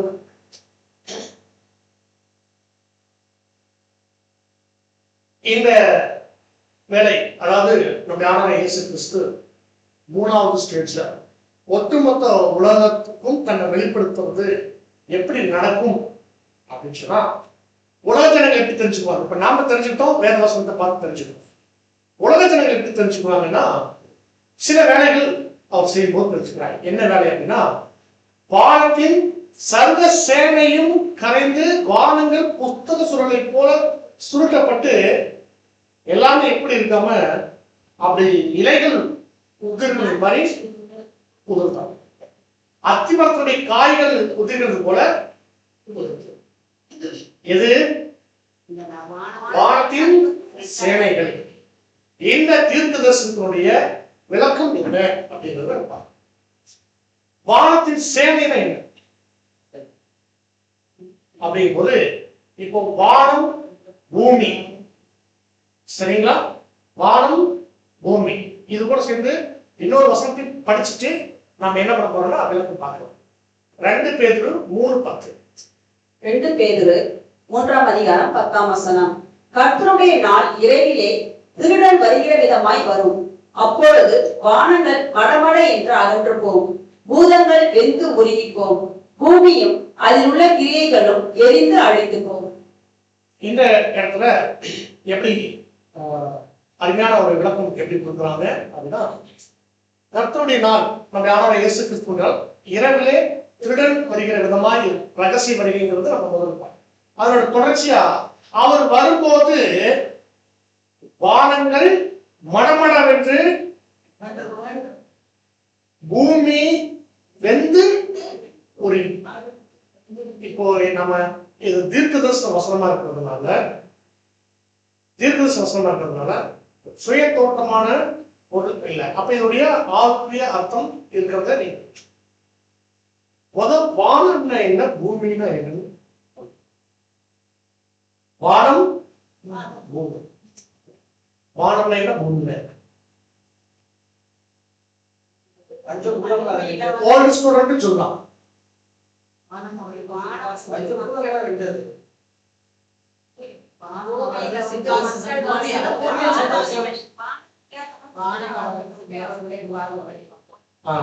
வானங்கள் வந்து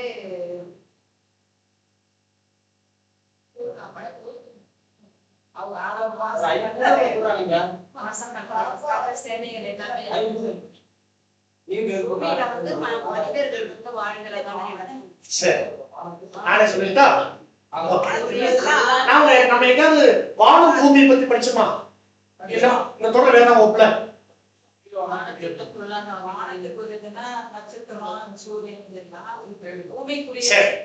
பாருங்க, நான் சொல்றேன். 3 உலகங்கள் அப்படின்னு ஒரு பாடம் பார்த்தோம். முதலாம் உலகம், இரண்டாம் உலகம், மூன்றாம் உலகம். கரெக்டுங்களா? முதலாம் உலகம் எங்கிறது எது வரைக்கும்?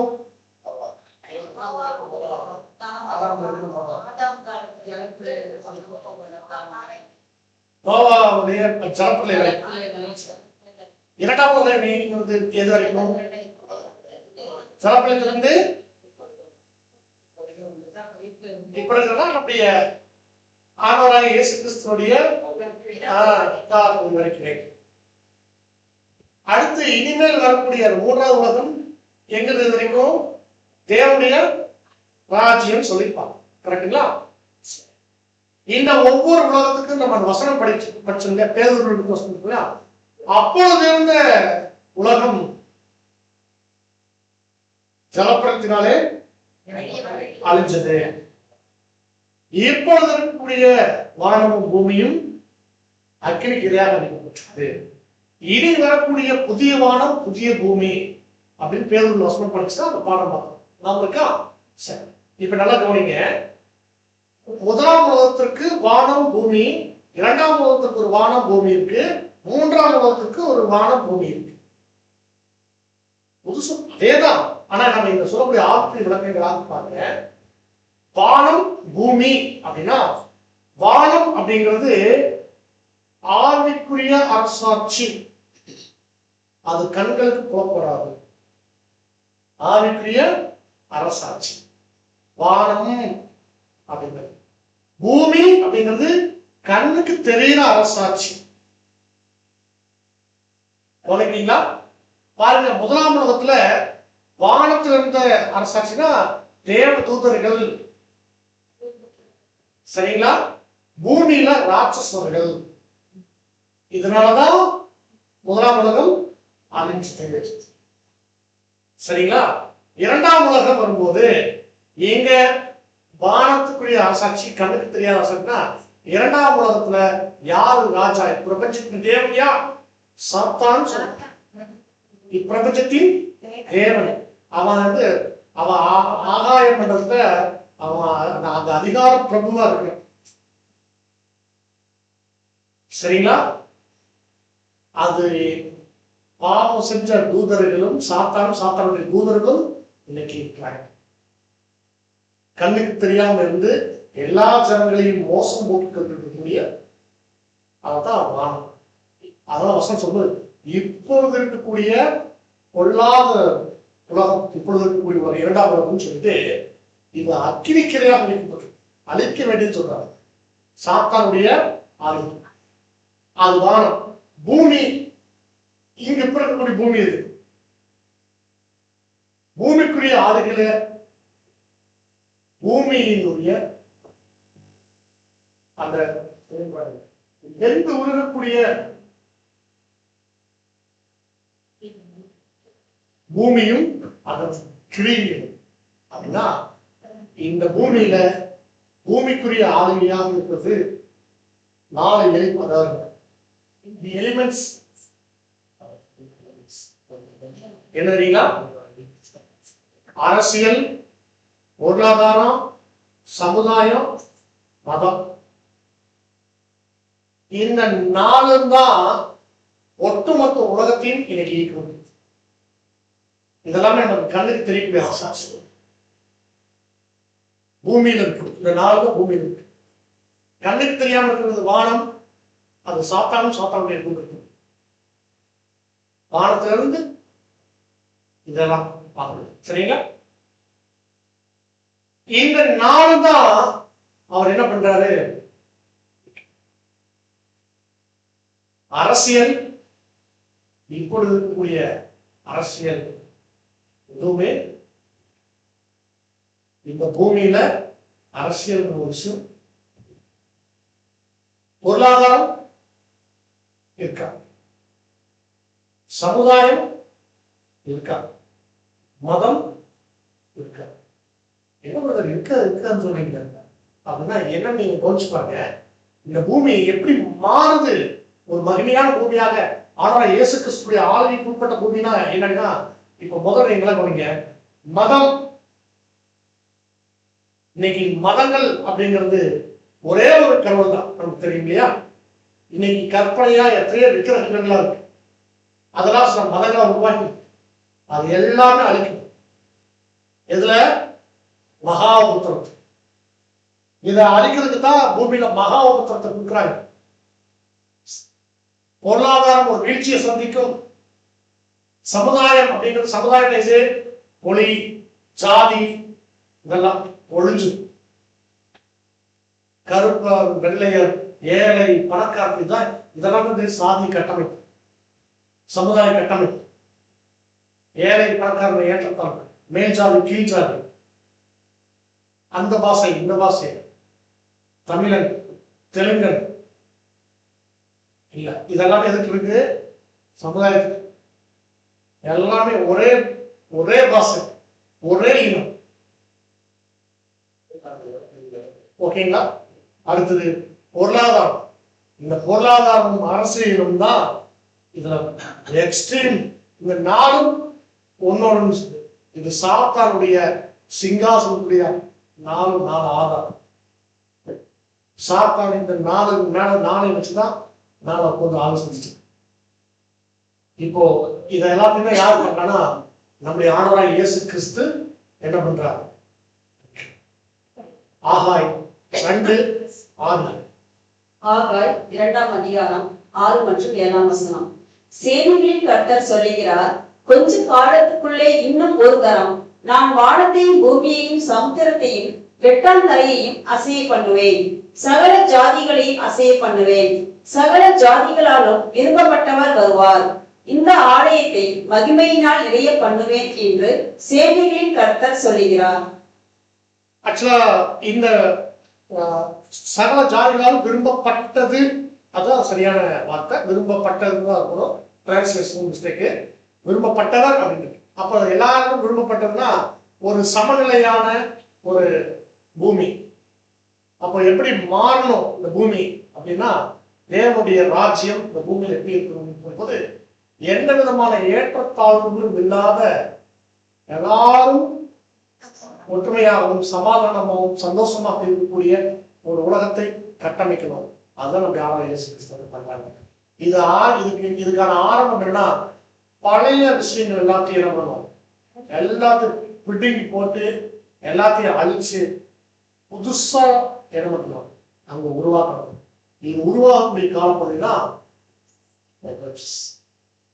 இது நடக்கும்போது எல்லா ஜனங்களும் அந்த மாற்றத்தை பார்க்கும்போது, நம்ம யாரோட இயேசு கிறிஸ்துவோடு தான் இதை செய்யறார் அப்படின்னு எல்லாரும் கிறிஸ்துவை ஏற்றுக்கொள்வாங்க. இந்த காலத்துக்கு வரும்போதுதான் நீங்க ஒரு கற்பனை பண்ணி பாருங்க, ஜஸ்ட் இமேஜின். இந்த உலகத்துல எல்லாரும் ஒரே கடவுளை வணங்குறாங்க. அவங்க எல்லாருக்கும் ஒரே ராஜா கிறிஸ்து தான். சரிங்களா? அவர்கள் எல்லோரும் ஒரே பாஷை, சத்தியம் அப்படிங்கிற ஒரு பாஷை தான். தீமைகள் இல்லாத ஒரு பூமி, பாவங்கள் இல்லாத ஒரு நிலைமை. பாவங்கள் இந்த பூமியில் இருந்து நீக்கப்படும் போதுதான், கொஞ்சம் கொஞ்சமா பாவங்களும் தீமைகளும் இந்த பூமியில் நீக்கும் போதுதான் எல்லாருக்கும் தெரியுது இந்த பூமியில மிகப்பெரிய மாற்றம். அப்போ இதுவரைக்கும் சாத்தான் கட்டமைச்சு வச்சிருக்கிற அந்த அரசியல், பொருளாதாரம், மதம், சமுதாயம், இதை எல்லாத்தையும் அடிச்சு காலி பண்ணுறதுதான் எதுனா மகா உபத்திரம். புரிச்சு முடிக்கிறீங்களா? அன்பான சகோதரர்களே, இப்போ நாங்க என்ன பண்றோம்னா இப்ப 3 நிலைகள் அது இப்ப நம்ம எதுபடியா இருக்கிறோம். இன்னும் கொஞ்ச காலத்துல அப்போகலிப்சிஸ் அப்படிங்கிறது நடக்கும். அந்த காலத்தை கண்டு பார்க்கறதுக்கு நாம இருக்க மாட்டோம். ஏன்னா நாம் என்ன ஆயிடுவோம், ஆமா மகிமை அடைஞ்சு கிறிஸ்துவோட இருந்து பார்ப்போம். எப்படி பார்ப்போம், ஆளுக்கு சொல்லிட்டு இருந்து பார்ப்போம். அன்பான சகோதரர்களே, அடுத்தது நம்முடைய ஆண்டவராகிய இயேசு கிறிஸ்து சொன்ன அந்த வருகை திரும்ப மத்திய 24ஆம் அதிகாரத்துக்கு நம்ம வருவோம். அங்க சொல்லப்பட்ட வசனத்தை நம்ம வாசிச்சு அந்த வருடங்களை கணக்கிட்டு பார்க்கலாம். மத்திய 24ஆம் அதிகாரம் 14ஆம் வசனம். மத்தேயு 24ஆம் அதிகாரம் 15 மற்றும் 16ஆம் வசனம். மேலும் பாழாக்குகிற அருவருப்பை குறித்து தானியேல் தீர்க்கதரிசி சொல்லி இருக்கிறானே, வாசிக்கிறவன் சிந்திக்க கடவன். நீங்கள் அதை பரிசுத்த ஸ்தலத்தில் நிற்க காணும் போது யூதேயாவில் இருக்கிறவர்கள் மலைகளுக்கு ஓடிப்போக கடவர்கள்.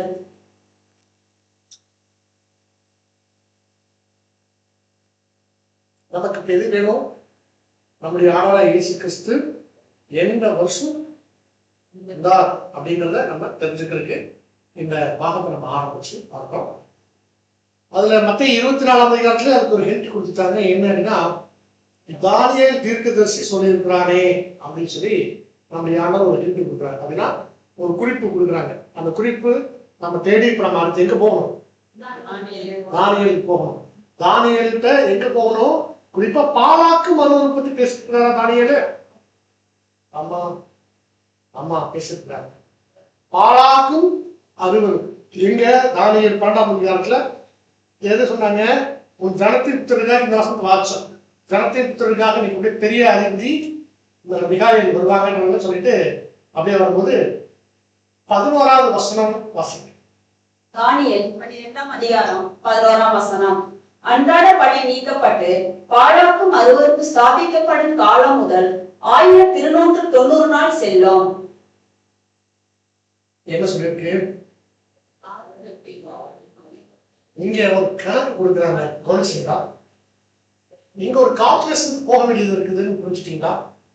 என்ன கணக்கு அப்படின்னா, பாழாக்கும் அருவருப்பு அன்றாட பணி நீக்கப்பட்டு பாழாக்கும் அருவருப்பு ஸ்தாபிக்கப்பட்ட நாள்ல இருந்து 1290 நாள் செல்லும்.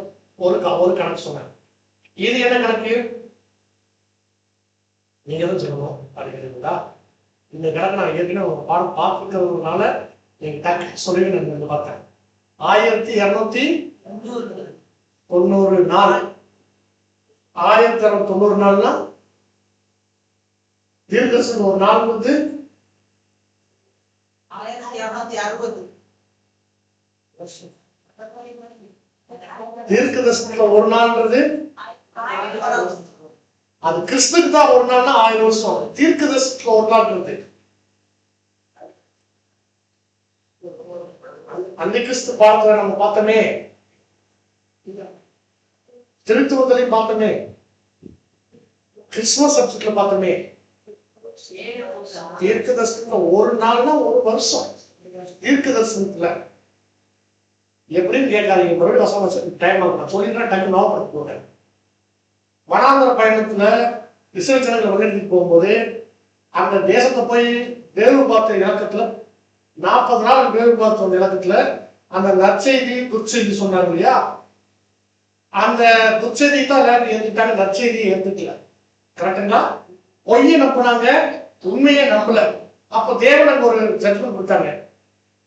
40 நாள் இலக்கத்தின்படியே 40 வருஷம் சுற்றி திரிவீர்கள் வனாந்தரத்துல அப்படின்னு சொன்னாரா. ஒரு நாள் ஒரு வருஷம். அடுத்தது எசேக்கியேல் அதுல வந்து அவன் ஒரு கட்சிப்படுத்திருக்கு. அந்த ஒரு நாள் இலக்கத்தின்படி ஒரு வருஷமாக அதை கணக்கிடணும் அப்படின்னு சொல்லி எசேக்கியேலே படிச்சு. சரிங்களா? ரைட். ஓகே. இப்ப நீங்க திரும்ப கணக்கு வந்துருங்க. அன்றாட பலினை பாலாக்கும் அருவருப்புன்னு இத கேள்வி. இப்போ அதை நம்ம கண்டுபிடிக்கிறோம். இப்ப இதுக்கப்புறம் நம்ம பார்க்கறதெல்லாம் நீங்க ஏற்கனவே பார்த்து கேட்டதா டக்கு டக்குன்னு புரிஞ்சுட்டீங்கன்னா நம்ம வந்து ஸ்கிப் பண்ணி போலாம்.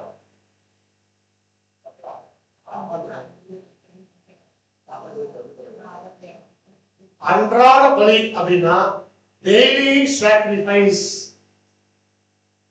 ஒரு வசனம் போட்டா நான் ஒரு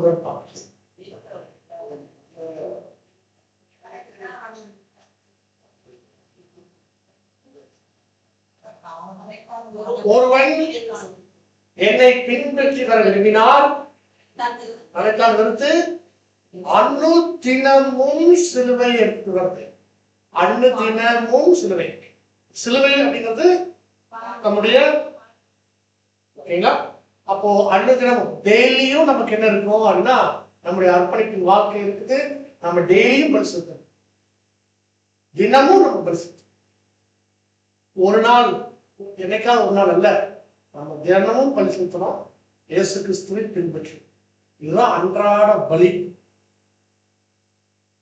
ஞாயிற்றுக்கிழமை மட்டும்தான் நான் இயேசு கிறிஸ்து நினைப்பேன். அது அன்றாட பலி இல்லை. நான் ஞாயிற்றுக்கிழமை கிறிஸ்துவன் அப்படின்னா அது அன்றாட பலி இல்லை. வாரத்துல ஒரு நாள் மட்டும்தான். நான் கிறிஸ்துமஸ்க்கு மட்டும்தான் சர்ச்சுக்கு போவேன். வருஷத்துக்கு ஒரு நாள். அது அன்றாட பலியா? இரவும் பகலும் கர்த்தருடைய இடத்துல தியானம் இருக்கணும். அப்படின்னா உங்களுடைய வாழ்க்கையில எப்பொழுதுமே யாருக்கு முதலிடம்? தேவன் தான். சரிங்களா? அப்போ எல்லாமே நீங்க உங்க வாழ்க்கை முழுக்க முதல்ல யாருக்கு அர்ப்பணிச்சிருக்கணும்? உங்களை, உங்க குடும்பத்தை, எல்லாவற்றையுமே தேவனுக்கு அர்ப்பணிச்சிருந்தா மட்டும்தான் இந்த அன்றாட பலி. இது யார் சொல்லி கொடுக்கிறது? யார் சொல்லா? ஆண்டவராகிய இயேசு கிறிஸ்து. இந்த அன்றாட பலிதான் இயேசு கிறிஸ்துவை பின்பற்றி அவரை போலவே மாறி அவருக்கு ஏற்ற மனவாட்டிய மாற்றம். இது வேண்டாம் அப்படின்னு இதை எடுத்துட்டு ஒரு பாலாக்கு மருவர் கொண்டு ஸ்தாபிச்சாங்க.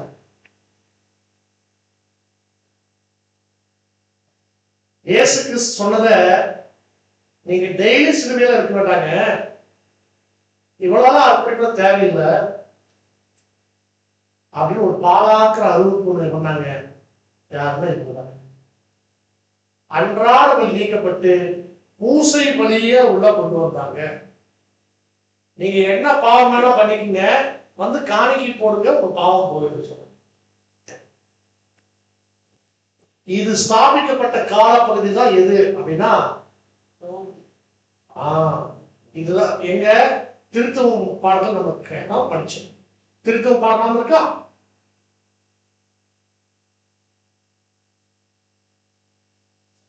திருத்தம் பாடத்துல என்ன பண்ணோம், என்ன பார்த்தோம் அப்படின்னா சில தவறான வழிபாட்டு முறைகளை அவங்க விக்கிரக ஆராதனையும் நிறைய விஷயங்கள் பார்த்தோம் திருத்தம் பாடத்துல. இந்த காரணங்கள் யார் கொண்டு வந்தா, எப்ப கொண்டு வந்தா?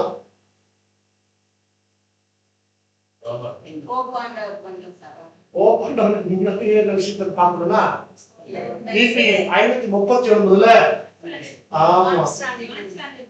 ஆமா, இந்த ஒரு விஷயத்த நீங்க மறந்துடவே கூடாது. அவர் தான் என்ன பண்ணாருன்னா இந்த இடத்துல ஒரு அநியாயத்தை அக்கிரமத்தையும் கொண்டாந்து அங்கதான் நீங்க அனுதினம் சிலுவை எடுத்துக்கொண்டுதான் போக வேண்டாம் அப்படின்னு சிலுவைய சுமக்கிறத அவங்க சொல்லித்தான் இன்னைக்கு எல்லாம் செயின்ல காலம் போட்டு சிலுவை சுமக்கிறாங்களா? செயின்ல சிலுவை போட்டுட்டா போதும். கிறிஸ்துவர்கள் என்ன பண்றாங்க? சிலுவையை சுமக்கிறோம் நாங்களும். என்ன கஷ்டப்பட்டு சுமக்கிறாங்க சிலுவையை. சரி, ஓகே. இதுதான் பாலாக்கும். அது எப்படி சொல்றாரு?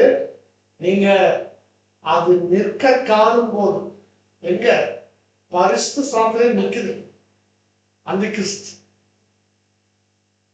அப்போ ஓட ஆரம்பிச்சீங்கன்னா சரியா இருக்கும். எங்க யூதாயா இருக்கிறவங்க மலையில் ஆரம்பிச்சு யூதாயா இருக்கிறவங்க மலையில் போய் போங்க. இதுதான் பாலாக்கு மறுவர் ஸ்தாபிக்கப்படும். அன்றாட மலையை நிக்கிட்டு பாலாக்கு மறுவர் ஸ்தாபிக்கும். 530 சரிங்களா? எத்தனை நாள் அங்கிருந்து போகுது?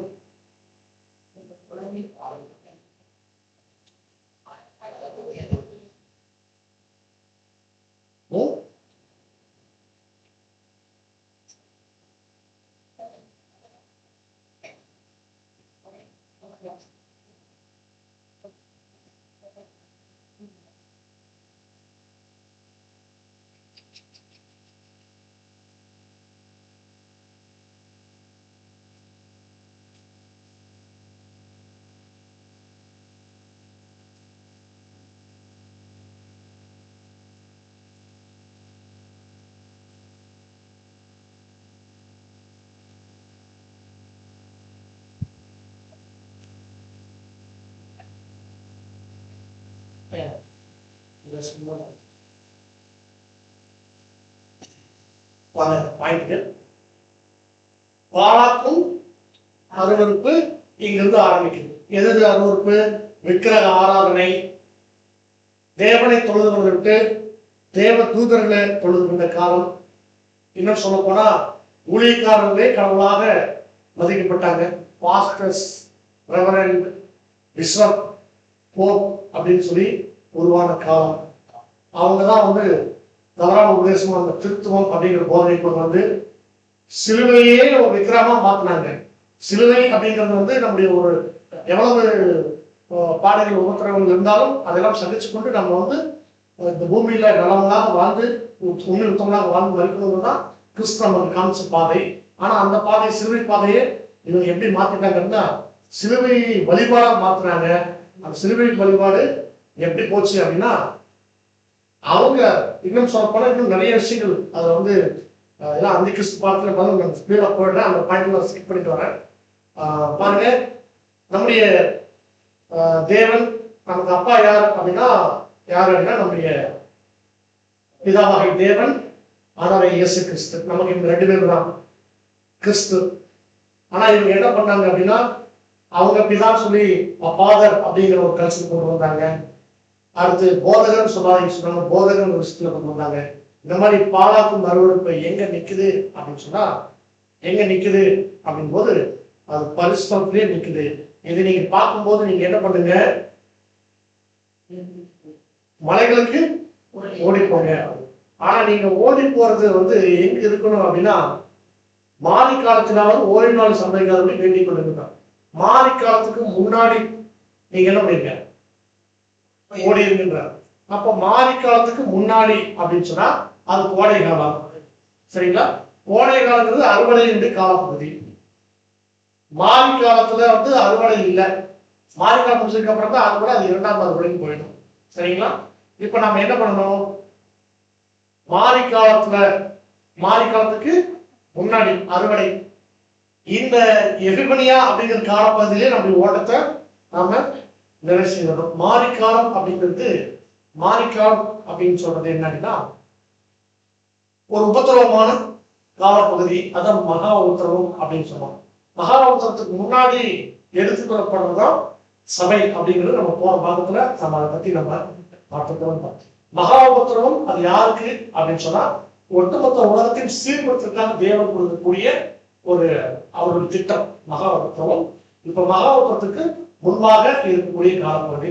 அதனாலதான் மகா உத்தரவம் ஒருவேளை ஸ்டார்ட் ஆயிடுச்சு அப்படின்னா அது என்ன அர்த்தம், அறுப்பு காலம் முடிஞ்சு கோடை காலம் முடிஞ்சிச்சுன்னா நாம் என்ன ஆகலன்னு அர்த்தம், ரட்சிக்கப்படவில்லை அப்படின்னு எரேமியா 8:20 வாசிக்கக்கூடிய அறுப்பு காலம் சென்றது, கோடை காலம் சென்றது. அங்க சபை வகுப்பா அங்க இல்லை, நம்ம தேர்வாகலன்னு அர்த்தம். அதான் நம்ம புரிஞ்சுக்கலாம்.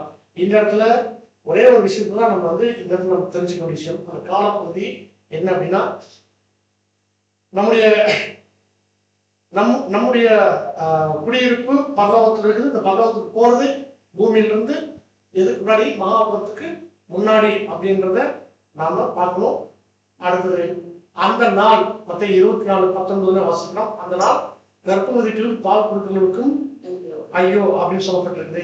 எந்த நாளை பத்தி, அந்த ஆபத்துக்கு வரக்கூடிய உபத்திரமான காலப்பகுதி. இதுவும் யாருக்கான ஜட்ஜ்மெண்ட்டுக்கான காலப்பகுதி அப்படின்னு சொன்னா, இந்த காலப்பகுதியில யார் இருப்பாங்க, யார் இருக்க மாட்டாங்க அப்படிங்கறத நீங்க நல்லா புரிஞ்சுக்கோங்க. இது கடைசி காலம், உபத்திரத்துக்கு முன்னாடியான காலப்பகுதி. இது ஒரு டீடைல்டு ரிசல்ட் சுருக்கம்னு சொல்லிட்டு காலம் குறைவா இருக்கிறதுனால. கர்ப்பவதிகளுக்கு பால் கொடுக்கறதுக்கு ஏன் ஐயோ,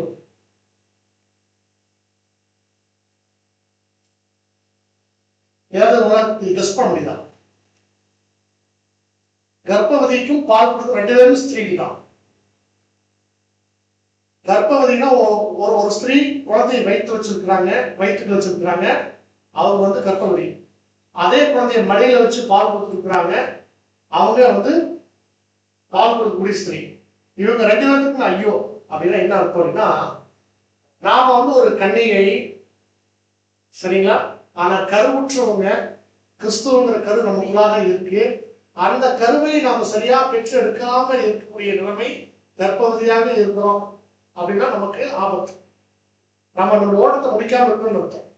அடுத்தது பால் கொடுக்கறவங்க கையோ நல்ல பலமான ஆகாரம் கொடுத்து ரெடி பண்ணியிருக்கணும், ரெடியா இருக்கணும். ஆனா பலமான ஆகாரம் கொடுக்காம பாலவே கொடுத்துட்டு இருக்கிறது, நீ ஆசீர்வாதமா இருப்பாய் அப்படின்னு சர்ச்சில் எதையா சொல்லி ஜனங்களுக்கு இந்த மாதிரியான முக்கியமான டாக்டரின்ஸ் தேவ ரகசியங்களை சொல்லாம அப்படியே பாலிஸ்டா வச்சிருக்கு. அவங்களுக்கு ஐயோ யாரு இவங்கதான், இவங்கதான் பால் கொடுக்குறாங்க.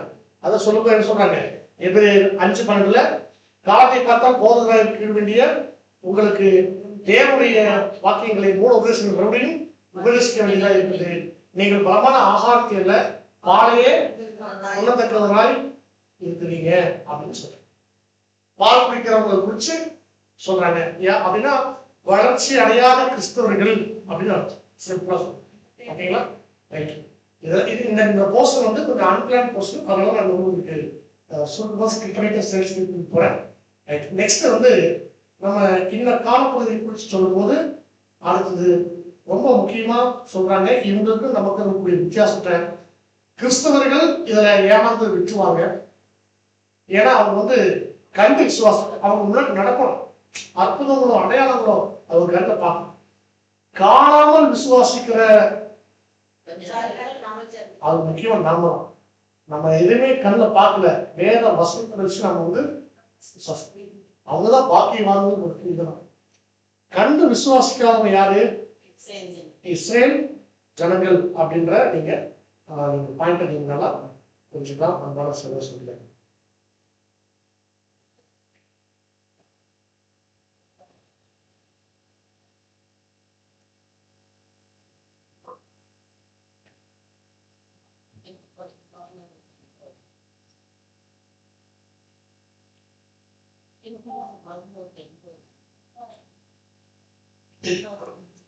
தானியேல் வசனம் நான் போட்டி முடிச்சேன்.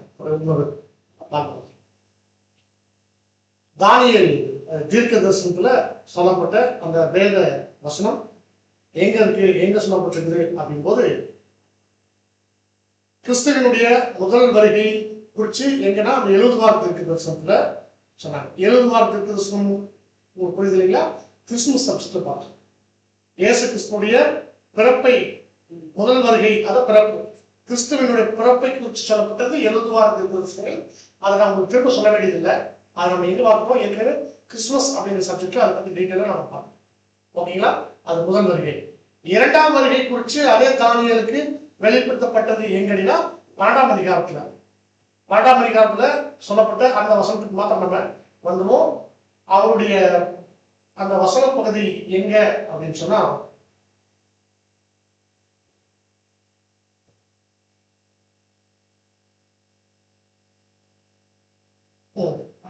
4 வருஷம். தானியேல் 12ஆம் அதிகாரம் 4ஆம் வசனம். தானியேல் ஆகிய நீயோவென்றால் முடிவு காலம் மட்டும் இந்த வார்த்தைகளை புதிர் பொருளாக வைத்து வைத்து இந்த புஸ்தகத்தை முத்திரை போடு. அப்பொழுது அநேகர் இங்கும் அங்கும் ஓடி ஆராய்வார்கள், அறிவும் பெருகிப்போம் என்றான். இப்போ இந்த அறிவு பெருத்து போன கால பகுதிக்குள்ளாக நம்ம வந்துட்டோம் அப்படிங்கிறதுக்கு சில ரெஃபரன்ஸ் ஸ்லைட்ஸ் மட்டும் காமிச்சுறேன். அறிவு பெருத்து போன காலப்பகுதி எங்க ஆரம்பிக்குதுன்னா முதல்ல 1820 பிற்பாடு 20ல என்னன்னா, இது என்ன அப்படின்னா உங்களுக்கு ஒரு போன், இதுதான் வந்து அந்த ஒரு தகவலை வெளியே சொல்றது. அதுக்கு என்ன சொல்லுவாங்க, ரேடியோ பைக் போனா ரேடியோ தான். ரேடியோனா இது ஒரு ஃப்ரீக்வன்சி வந்து ரொம்ப உலகம் முழுக்க இருக்கிற மாதிரி இல்லை. அப்போ வந்து கொஞ்சம் தூரத்துக்கு மாத்திரம் கேட்குற மாதிரி ஒரு விஷயத்த கண்டுபிடிச்சது. அடுத்தது டைப் ரைட்டிங் மிஷினு 1868ல. அடுத்தது 76ல 1876ல நாம பேச தொலைபேசின்னு சொல்லக்கூடிய அந்த போன். அடுத்தது 1902ல இதுதான் முதல்ல கண்டுபிடிச்ச கம்ப்யூட்டர், ஒரு ரூம் சைஸ் இருக்கு இல்லையா, அதுதான். அடுத்து இது என்ன தந்தி மிஷின் தந்தி மிஷின் தானே. ஆமா, 1838ல இது வந்து தந்தி அடிச்ச அந்த மிஷின். அடுத்து 1840 21 பல்ப். இது வந்து தாமஸ் ஆல்வா எடிசன் கண்டுபிடிச்ச வெளிச்சம். இது ஒரு மிகப்பெரிய பிரேக்கிங் பாயிண்ட். 1920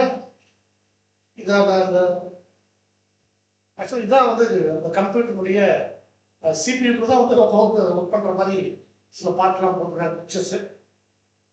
அடுத்து டிரான்ஸ்போர்டேஷனுடைய வளர்ச்சியை நம்ம ஏற்கனவே நம்ம இந்த ஸ்கிரீன்ல பார்த்துட்டோம். இதெல்லாமே என்ன அப்படின்னா டிரைவரு வித்தவுட் அந்த கார்ல வித்தவுட் டிரைவர் கார். அடுத்து இது எல்லாமே வந்து ஃப்ளைட்ல சாக்லேட் பிரிச்சுக்கோங்க அந்த மாதிரியான வளர்ச்சி. போன்ல இப்போ இன்னும் அட்வான்ஸ்டா எவ்வளவு டெக்னாலஜிஸ் இருக்கிற போன் போச்சுன்னா ஒரு ஸ்லைடு மாதிரி தான் இருக்கும் கிளாஸ்ல, அதுல இருக்கக்கூடியது. அடுத்து இதெல்லாம் இன்னும் சொல்ல போனா 10 வருஷமான டெக்னாலஜி தான் இப்போ நம்ம பார்க்குறோம். கண்ணாடியில இருக்கக்கூடிய கூகுள் கேமரா, அதுல எல்லாமே பார்க்குறவங்க யார் என்ன அப்படிங்கிற டீட்டெயில்ஸ் அது வந்து நைட்ல சொல்லிடும். இதெல்லாம் அறிவியல் பெருக்கு போன காலத்தில் நம்ம இருக்கிறதுக்கான சாட்சி. சில வருஷங்களோட நமக்கு சுருக்கமா நம்ம சொல்லி முடிச்சிருக்கோம். இப்ப தானியல்கிட்ட அவர் இன்னொரு விஷயத்தையும் சொல்றாங்க. என்ன சொல்றாங்க அப்படின்னா, அடுத்த ஒரு முக்கியமான தீர்க்க தரிசனத்துல இந்த ஆதார இயேசு கிறிஸ்துடைய 1ஆம் வருகையை சொல்லி முடிச்சதுக்கு பிறகு 2ஆம் வருகையை குறித்து அவர் பேசுறாங்க. எங்க பேசுறாங்க அப்படின்னா 5, 6, 7 இந்த 3 வருஷத்துக்கு பார்த்து நம்ம பாடத்தை நம்ம நிறைவு செய்யலாம். ஒரு 10 நிமிஷம் பார்க்க முடிச்சுக்கலாம். சரிங்களா? வாசிக்கிறேன். தானியேல் 12:5. தானியேல் 12ஆம் அதிகாரம் 5ஆம் வசனம். அப்பொழுது தானியேலாகிய நான் ஆற்றுக்கு இக்கரையில் ஒருவனும் ஆற்றுக்கு அக்கரையில் ஒருவனுமாகிய வேறு 2 பேர் நிற்க கண்டேன். தானியேல் 12ஆம் அதிகாரம் 6ஆம் வசனம். சணல் வஸ்திரம் தரித்தவரும் ஆற்றின் தண்ணீர்களின் மேல் நிற்றோருமாகிய புருஷனை ஒருவன் நோக்கி, இந்த ஆச்சரியமானவைகளின் முடிவு வர எவ்வளவு காலம் செல்லும் என்று கேட்டான். தானியேல் 12ஆம் அதிகாரம் 7ஆம் வசனம். அப்பொழுது சணல் வஸ்திரம் தரித்தவரும் ஆற்றின் தண்ணீர்களின் மேல் நிற்றோருமாகிய புருஷன் தம்முடைய வலது கரத்தையும் தம்முடைய இடது கரத்தையும் வானத்துக்கு நேராக ஏறெடுத்து, ஒரு காலமும் காலங்களும் அரை காலமும் செல்லும் என்றும் பரிசுத்த ஜனங்களின் வல்லமையை சிதறடித்தல் முடிவு பெறும்போதே இவைகள் எல்லாம் நிறைவேறி தீரும் என்றும் என்றென்றைக்கும் ஜீவித்திருக்கிறவர் பேரில் ஆணையில கேட்டேன். இந்த 1200 நாட்கள் 1200 வருஷங்களா நம்ம வந்து கணக்கிட்டு நம்ம அந்தி கிறிஸ்துடைய காலப்பகுதியை பார்த்தோம். அந்தி கிறிஸ்துடைய காலப்பகுதி முடிச்சதுக்கு அப்புறம் தான் என்ன வரும் அப்படின்னா கிறிஸ்துடைய வருகை வரும்ன்றத நம்ம தெசலோனிக்க வசனத்தோட நம்ம வந்து கேட்கணும். நாம இருக்குங்களா பவுலுடைய லெட்டர்ல நம்ம பார்க்கும்போது கர்த்தருடைய நாள் வரணும்னா யார் வெளிப்பட்டுக்கணும்? பாவ மனுஷன் வெளிப்பட்டாருடைய அதனால் வராது அப்படின்னாங்க. அதே மாதிரி பாவ மனுஷன் வெளிப்படுத்தக்கூடிய காலப்பகுதி 1260 வருஷம். தொடர்ச்சியா 8வது வசனத்துல இப்ப அந்தி கிறிஸ்து வெளிப்பட்டது நம்ம பார்த்துட்டோம், பாடமா பார்த்தாச்சு. இப்போ 8வது வசனத்துல கவனிங்க. தானியேல் 12ஆம் அதிகாரம் 8ஆம் வசனம்.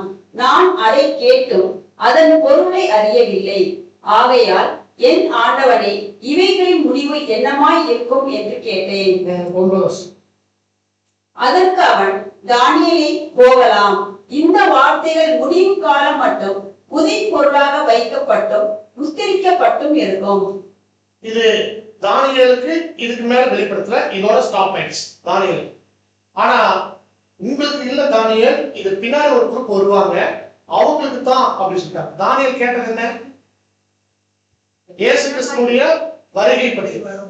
தானியேலுக்கு என்ன சொல்லிட்டாருன்னா, உனக்கு 1வது வருகையை குறித்து அதை மட்டும் தானியேலுக்கு அங்க வெளிப்படுத்தி சொல்லியாச்சு. 2ஆம் வருகை வரைக்கும் தானியேலுக்கு அங்க வெளிப்படுத்தி சொல்லப்படல. அந்த வசனங்கள் அவருக்கு ரகசியமா மூடி மறைச்சு வைக்கப்பட்டுச்சு. நமக்கு இன்னைக்கு வெளிப்படுத்தப்பட்டாச்சு. அப்போ இது யாரும் தெரிஞ்சு போராடினா, இப்போ இதை வந்து ஞானவான்களும் உணர்ந்து கொள்வார்கள் அப்படின்னு சொல்லி அதை முடிச்சு 11ஆம் வசனங்கள்லாம் அங்க வந்து ரிவீல் பண்றாங்க. தானியேல் 12ஆம் அதிகாரம் 11ஆம் வசனம். அன்றாடப்படி நீக்கப்பட்டு பாழாக்கும் அருவருப்பு ஸ்தாபிக்கப்படும் காலம் முதல் 1790 நாள் செல்லும். இதான் நம்ம என்ன பார்த்தோம் அப்படின்னா, நம்ம வந்து அந்தி கிறிஸ்துடைய காலப்பகுதின்னு பார்த்தோம். அதுக்கு அடுத்தது கரெக்டா வந்து ஒரு ஒரு ஒரு டைம் வருது. என்ன டைம் அப்படின்னா 1260 அப்படி கிறிஸ்துக்கு 1290 இந்த வருஷத்துல 61. இப்ப அடுத்த ஒரு வருஷம் சொன்னாங்க 90. அதே எங்கிருந்து பாலாக்கும் 60க்கு ஸ்தாபிக்கப்பட்ட காலப்பதிலிருந்து. அப்போ அங்கிருந்து 1290 வருஷத்தை சேர்த்துனா என்ன வருது? 1829 வருது. ஆனா இந்த 9 வந்து எங்கன்னா வில்லியம் மில்லருடைய காலம். இது ஐரோப்பா முழுவதும் பரவி வந்த ஒரு டாக்டரின். என்னன்னா ஆண்டவர் இயேசு கிறிஸ்து வருவார் அப்படிங்கிறதுக்கான ஆராய்ச்சி ஆரம்பிக்கப்பட்ட காலம். உங்களுக்கு இது புரிஞ்சு முடியுங்க, சரிங்களா? ஆனா இதோட தானியேல் தீர்க்கதரிசனம் அங்க நிக்கல. இன்னும் 12ஓட தான் முடியும். வாசிங்க. தானியேல் 12ஆம் அதிகாரம் 12ஆம் வசனம். 1335 நாள் மட்டும் காத்திருந்து சேர்கிறவன் பாக்கியவான். இப்ப எந்த வருஷம் இருக்கு? அதாவது நான் சுருக்கமா சொல்லிடுறேன், நீங்க அண்டர்ஸ்டாண்ட் பண்ணுங்க. பாலாக்கும் 60க்கும் ஸ்தாபிக்கப்படுற காலப்பகுதிய ஸ்டார்டிங் சண்டை வச்சு 1260 அந்தி கிறிஸ்து. அதிலிருந்து 1290 என்ன அப்படின்னா இரண்டாம் வருகைக்கான எதிர்பார்ப்பு. சரிங்களா? அடுத்தது 1335 தான் சேர்றது. ஓகேங்களா? இப்போ பாலாக்கும் 60க்கும் ஸ்தாபிக்கப்படக்கூடிய காலத்தில் வந்து 1335 வருஷத்தை நீங்க பிரிக்கணுமா? சரி, கூட்டி கழிச்சு சொல்லுங்க எந்த வருஷம். அந்த வருஷம் தான் நம்முடைய ஆண்டவர் இயேசு கிறிஸ்து வந்த வருஷம்.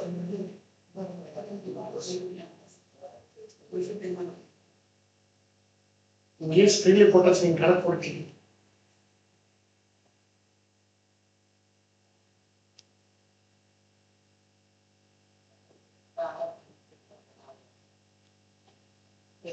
இது பைபிள் வசனத்தின் அடிப்படையில் நான் பார்த்தேன். 1827 வருஷம் நம்முடைய ஆண்டவராகிய இயேசு கிறிஸ்து இந்த பூமிக்கு வந்திருக்கு. அப்படின்னா இன்னும் பர்டிகுலரா நம்ம என்ன சொல்றோம் அப்படின்னா ருசியா started 74. யாருக்கு தெரியாது, தெரியல. இந்த ஆராய்ச்சி பண்ணவங்களுக்கு தெரியல. சகோதரர்கள் முன்னாடி பாடத்துல நீங்க அப்படி பாடத்துல இது வரை யாருக்கு முடிச்சாலும் பாடம் சொல்லுவாங்க. சரிங்களா? ஓகே. இப்ப வந்து எவ்வளவு சாட்சி நீங்க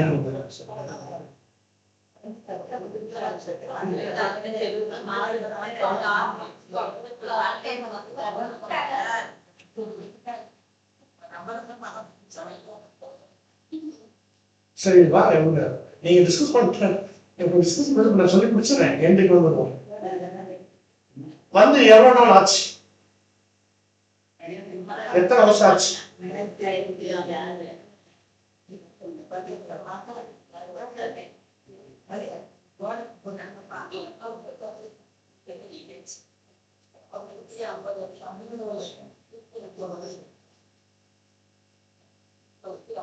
ஊட்டி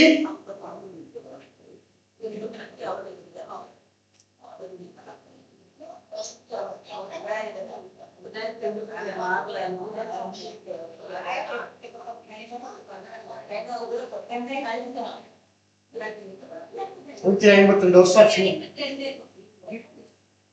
கணக்கு போடுறாங்க, நான் தான் வெயிட் பண்ணி சொல்லணும். நீங்களா கணக்கு போட்டு சொல்லி ரொம்ப நல்லது. 152 வருஷம். இது வந்து பழைய ஸ்லைடு. அதனால வந்து 2023 கிளாஸ் இருக்கும்போது அப்போ போட்டதுனால 2026 ஆயிடுச்சு. சரி, ஓகே. இப்போ நம்ம என்ன செய்யலாம் அப்படின்னா, எதிர்பார்த்தாங்க 1844, ஆனா அவன் வந்தது 1874. இந்த 30 வருஷம் ஒரு கணக்கு இருக்கு. அந்த 30 வருஷம் என்ன அப்படின்றத இதெல்லாம் இப்போவே நம்ம டீட்டெயில் சொல்ல முடியாது. பின்னாடி வரக்கூடிய நாட்களில் கண்டிப்பா ஒரு பார்த்து நாங்க அதை டீட்டெயில் சொல்றோம். இப்போ ஒரு ஹிண்ட் மட்டும் நான் உங்களுக்கு கொடுத்துறேன். இயேசு கிறிஸ்து இந்த பூமியில அவர் வந்து ராஜாவா, முதலாம் வரிகள ராஜாவா, யூதருக்கு ராஜாவா அபிஷேகம் அப்படிங்கிறது ஞானஸ்நானம் தான். 30 வயசுல 30 வருஷத்துக்கு முன்னாடி குழந்தையா பூமியில பிறந்தாங்க. சரிங்களா? அது இங்க 1844. அங்கிருந்து ஒரு 30 வருஷம் போட்டா 74. இந்த பாயிண்ட நீங்க புரிஞ்சுக்கோங்க. மில்லர் கரெக்டா ஃபாலோ பண்ணி வந்திருப்பாங்க. ஆனா மில்லருடைய கால்குலேஷன் வந்து அவரு மாமிஸ்ல வெளிப்படுறத அவர் எதிர்பார்த்தார். மாமிஸ்ல வருவாங்க எதிர்பார்த்தாங்க. அதுதான் அந்த தப்பு. ஆனா மாமிஸ்ல இல்ல, அவர் வந்து ஆவியில் தான் வெளிப்படுவார் அப்படிங்கிறதுதான் வந்து நம்ம என்ன பண்றோம், நம்ம புரிஞ்சுக்கணும். அதுதான் வந்து என்னுடைய பாயிண்ட் கூட. எதிர்பாராத காலப்பகுதியில எதிர்பார்த்தது அவங்களுடைய தவறு தான். ஒருவேளை அவங்களுக்கு வெளிப்படுத்துறது தேவன் அவ்வளவாக இருந்துட்டு நமக்கு இன்னும் கொஞ்சம் அதிக வெளிச்சத்தோட தேவன் வெளிப்படுத்திருக்காங்க. சரி, இன்னும் எபிபனியா எவ்வளவு காலத்துக்கு போகும், இந்த உலகம் எப்போ முழுசா தெரிஞ்சுக்குவாங்க, எப்போ தன்னை உலகத்துக்கு முழுமையா வெளிப்படுத்துவாங்க அப்படிங்கிறது தெரியுமானா தெரியும். ஆனா நடக்கக்கூடிய சம்பவங்கள்ல நான் சுருக்கமா சொல்லிடுறேன். உலகம் ஒரு முடிவை சந்திக்கிறதுக்கான யுத்தங்கள் நிறைய பார்த்துட்டாங்க. எப்ப வேணாலும். சரி, இந்த எபிபனிய காலப்பகுதி ஸ்டேஜ் 2 இன்னும் டெவலப் போகுது அப்படின்னா வசதி நம்ம சொல்லணும். தெரிந்து கொள்ளப்பட்ட ஒரு நிமிடத்துக்கு மட்டும்தான் இருக்கு. தெரிந்து கொள்ளப்பட்டவங்க யாருன்னா நாம தான் அழைக்கப்பட்டவர்கள் எல்லா கிறிஸ்தவர்கள். தெரிந்து கொள்ளப்பட்டவர்கள் சிலர். ஏன் இவங்க வந்து உண்மை உள்ளதெல்லாம் மாறணும், அது வரைக்கும் தேவை. ஆனா ரொம்ப நாள் வெயிட் பண்ண மாட்டாங்க அப்படிங்கிறதையும் நாம என்ன பண்ணலாம் புரிஞ்சுக்கலாம். ஒரு காலம் அந்த 1,44,000 ரெடி ஆயிட்டாங்கன்னா முடியும். 1,44,000 பேர் இன்னும் ரெடி ஆகல. இன்னும் கொஞ்சம் வாய்ப்பு இருக்கு. கடைசி ஓடிச்சுக்கிறோம், வாய்ப்பு குறைவா இருக்கு அப்படின்னு பாடம் என்பதும் ஆக்சுவலா சொன்ன 4 வருஷத்துல நான் கம்ப்ளீட் பண்ணிட்டேன். நீங்க வாக்கு கொடுத்த மாதிரி 4 வரைக்கும் ஆரம்பிச்சு 8:30 முடிச்சாச்சு. ஓகேவா? சரி, இப்போ நாம 4 மணி நேரம் பார்த்தத சுருக்கமா நான் சொல்லி முடிச்சுறேன். நீங்க அடுத்த முறை கேட்கும்போது பண்ணலாம். சிஸ்டம் ப்ளீஸ் பண்ணிங்க. எனக்கு பேட்டரி லோ ஆயிட்டு இருக்கு. சரி, நீங்க ஏதாவது அண்டர்ஸ்டாண்ட் பண்ணிக்கிறீங்கன்னு நீங்க சொல்லிருக்கீங்க. இயேசு கிறிஸ்து திரும்ப மாமிச வெளிப்படுவாரா? மாமிச கண்ணுல யாரும் அவரை பார்க்க முடியாது. அவர் ஆவியில வெளிப்பட்டிருக்கிறது உணரத்தான் முடியும். எப்படி? அடையாளங்கள் போறாங்க. அடையாளங்கள் நமக்கு நிறைய பார்த்துட்டோம். இஸ்ரேல் ஒரு அடையாளம். நிறைய டெக்னாலஜிஸ் வந்திருக்கிறது. ராஜாக்களை இல்லாம பண்ணிட்டு இன்னைக்கு வந்து ஒரு யாரெல்லாம் டாமினேஷன் இருந்தாங்களோ அவங்க வந்து அடுத்து நம்ம யார் எதிர்பார்க்கிறோம்? ட்ரம்ப் எதிர்பார்க்கிறோம். சரியா?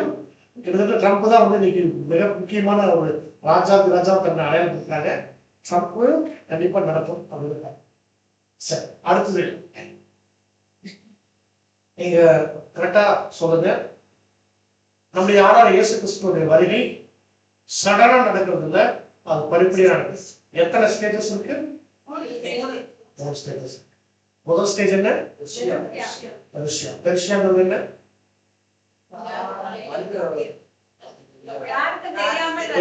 யாருக்கும் தெரியாம வந்த காலம். வந்து என்ன செய்யறாங்க? பரிசுத்தவான்களை. 2வது ஸ்டேஜ் என்ன? 2வது ஸ்டேஜ் ரிப்பீட் பண்ணியா? எபிபனியா ஸ்டேஜ்ல வந்து என்ன பண்றாங்க? கிறிஸ்து வந்து தேவனுடைய பிள்ளைகளா இருக்கு நம்ம எல்லாரையும் என்ன பண்றாங்கன்னா சத்தியத்தை வெளிப்படுத்தி நம்ம தயார் செய்யறாங்க. மூணாவது ஸ்டேஜ் அப்போகலிப்ஸ் வந்து அந்த ஸ்டேஜ் என்ன பண்ணுவாங்க? ஒட்டுமொத்த உலகம் தன்னை வெளிப்படுத்தும். உலக ஜனங்கள் எப்படி தெரிஞ்சுக்குவாங்க?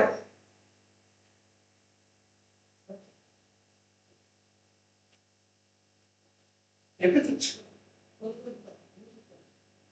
இந்த பூமியினுடைய ஆதாரம் இருக்கக்கூடிய அரசியல், பொருளாதாரம், சமுதாயம், மதம் இதெல்லாமே ஒரு அழிவு சந்திக்கும் போது உலக ஜனங்கள் வெளிப்படையா தெரிஞ்சுக்காங்க. அவங்க கடவுளே ஒரு ஆபத்துல அவங்களை காப்பாத்தாங்க. அப்ப அது கடவுளே இல்லை அப்படின்னு தெரிஞ்சுக்குவாங்க. ஓகேங்களா? மதங்கள் இல்லாம அழிஞ்சு போகும். அவங்களுடைய காசு கூட அவங்களை காப்பாத்தாது. அவங்க ஜாதிஸ்னா அவங்களை காப்பாற்ற மாட்டாங்க. அவங்க எதெல்லாம் பெருசா நினைச்சாங்களோ அதெல்லாம் அழியும். இல்லையா?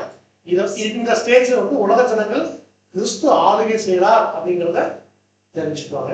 இது ஸ்டேஜ் 3. இந்த அப்போகலிப்சிஸ் நம்ம எந்த வருஷம் அப்படின்னு எந்த வருஷம் வந்திருக்கிறார் அப்படின்னு நம்ம பார்த்தோம் அப்படின்னா 1800 நல்லா சொல்லணும் 1874. எப்படி கணக்கு போட்டோம்? 1874 எப்படி சொல்றோம்? 1874 வருஷம் நம்முடைய ஆண்டவர் வந்துட்டாங்க பூமிக்கு, இரண்டவர் வந்தாச்சு அப்படின்னு சொல்றோம். எப்படி சொல்லி எதாவது சொல்றோம்? அதுக்கு அது தானியேல் தீர்க்கதரிசனம் சொல்லப்பட்ட தானியேல் 12 அது நீங்க மறந்துடவே கூடாது. தானியேல் 12 நீங்க ஞாபகம் வச்சுக்கோங்க. தானியேல் 12 அதுல என்ன சொல்லப்பட்டிருக்குது? பாலாக்கு ஸ்தாபிக்கப்பட்ட நாள் வந்து 1335 நாள் காத்து செல்கிறவன். அப்போ 1335 முன்னாடி 2 கணக்கு வரும். அதுல நீங்க கன்ஃபியூஸ் ஆகக்கூடாது. முதல் கணக்கு 1260. அது என்ன? அந்தி கிறிஸ்து. ஏன் அந்தி கிறிஸ்து சொல்றாங்க அப்படின்னா பவுல் சொல்றாங்க. ஏன்னா கிறிஸ்துடைய நாள் வரணும்னா அது கூட யார் வெளிப்பட்டுக்கணும்? பாவமனுஷன் வெளிப்பட்டிருக்கணும் அப்படின்னு அந்தி கிறிஸ்து 1260 நாள் அந்தி கிறிஸ்துடைய வெளிப்பட்ட ஒரு காலம். அந்தி கிறிஸ்துடைய அதுக்கு அடுத்தது இயேசு கிறிஸ்துடைய வருகைக்கான ஒரு எதிர்பார்ப்பு ஆரம்பிச்ச ஒரு காலம். எதிர்கொண்டு புறப்பட்டது 10 கன்னிகைகளும் மணவாளனுக்கு எதிர்கொண்டு புறப்பட்ட காலப்பகுதி 1829 வருஷம் பார்க்கணும். அது எங்க வருது? 1294. சரிங்களா? 1294.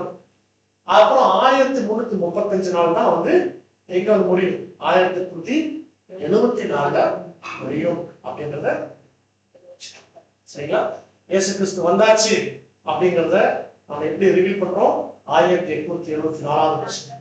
உண்மையாகவே அவர் வந்திருந்தது யாருக்கும் தெரியும். வந்ததுக்கு அப்புறம் தான் நம்ம அடையாளத்துல கண்டுபிடிச்சோம் அப்படின்னு யாரு கேட்டாலும் நம்ம தைரியம் சொல்லலாம். தானியேல் 12 வருஷம் கேட்ட உணவை தேவன் நாமே ஆசீர்வதித்து வழங்குவார்கள்.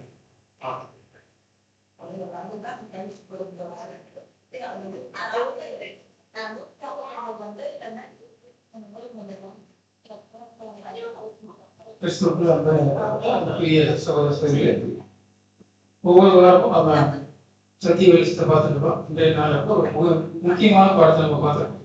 ஒரு பெரிய பாடம், அநேகருக்கு வெளிப்படுத்தப்படாத ஒரு சத்தியம் இன்னைக்கு தேவன் நம்ம வெளிப்படுத்தி இருக்கிறார். இல்லைங்களா? கிறிஸ்துவின் 2ஆம் வருகை. நீங்க உலக ஜனங்கள்ல அநேக கிறிஸ்தவர்கள் என்ன நினைச்சிட்டு இருக்காங்க?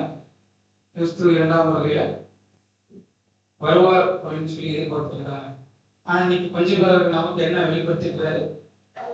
கிறிஸ்து வந்துட்டார், 2ஆம் வருகையில வந்துட்டார் அப்படின்னு சொல்லி பார்த்தோம். இல்லைங்களா? அதோடைய வருடம் முதல் கொண்டு நமக்கு வேதத்தின் வெளிச்சத்தை வேலை பார்த்துருக்கோம். எந்த வருஷம்? 1874 ஆதார வருஷம்.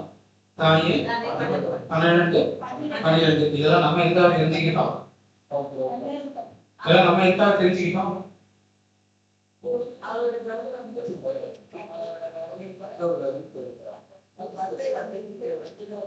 அவருடைய நம்ம மனவாட்டி வகுப்பாக நம்ம அழைக்கப்பட்டு ஓடிட்டு இருக்கோம். இல்லைங்களா? தெரிந்து கொள்ளப்பட்டவர்களாக இருக்கக்கூடிய நம்ம கடைசி வரைக்கும் உண்மையா இருந்தோம் அப்படின்னா நம்ம என்ன பண்ணிக்கலாம்? மனவாட்டி வகுப்பாராக மாறிடலாம் அப்படின்னு பார்த்தோம். இல்லைங்களா? புத்தியுள்ள கன்னிகையாக இருந்தோம் அப்படின்னா நம்ம அவரோடு கூட ஆளுகை செய்யக்கூடிய ஒரு வாய்ப்பை நம்ம பெற்றுக்கொள்வோம் சொல்லி கூட நம்ம பார்ப்போம். அந்த வாய்ப்புல ஓடிட்டு இருக்க தேவன் நமக்கு கிருபை செஞ்சிருக்கிறாரு. அதில் நம்ம கடைசி வரைக்கும் நிலைநிற்கும் தேவன் நமக்கு கிருபை செய்வாரு. பொறுமையோடு இருக்கும் நல்லது தேவன் நம்மை ஆசீர்வதிக்கிறாரு. பொறுமையோடு இவ்வளவு நேரம் நமக்காக இந்த 4 பாகங்களில் மிக சுருக்கமாக இருந்தால் தியானம் சொல்றது நம்முடைய அன்பை வாழ்க்கைக்கு நாம் சேர்த்து செய்கிறோம். நம்ம நிறைவு செய்வதோடு நம்ம கூட்டத்தை நிறைவு செய்யலாம். நிறைவு செய்வோம். அன்பு சகோதரர் மேராஜ் அவர்கள்.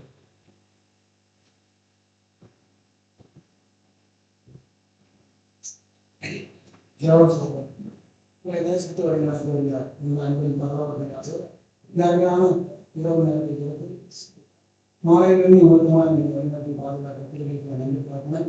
இந்த நல்ல நாளிலே இந்த அதிசயங்களை நாம் கிடைத்திருக்கின்றன.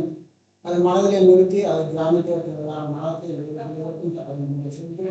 செய்து கொடுத்த தாசனையும் எங்கள் ஒவ்வொரு நாளும் ஒரு சத்தியத்தையும் ஒவ்வொரு வாரமும் வெளிப்படுத்துவது அது நீங்கள் நாளாக நாம் உணர்ந்து அது நடக்க தேவையான நாளத்தை உங்களுக்கு ஒவ்வொரு பிள்ளைகளுக்கும் தந்து பாதுகாத்து வழிகாட்டு ஆண்டவரும் மீட்பு இயேசு கிறிஸ்து மூலம் ஜெபிக்கிறோம். எங்கள் ஜீவனிலும் நடக்கிறார். ஆமென்.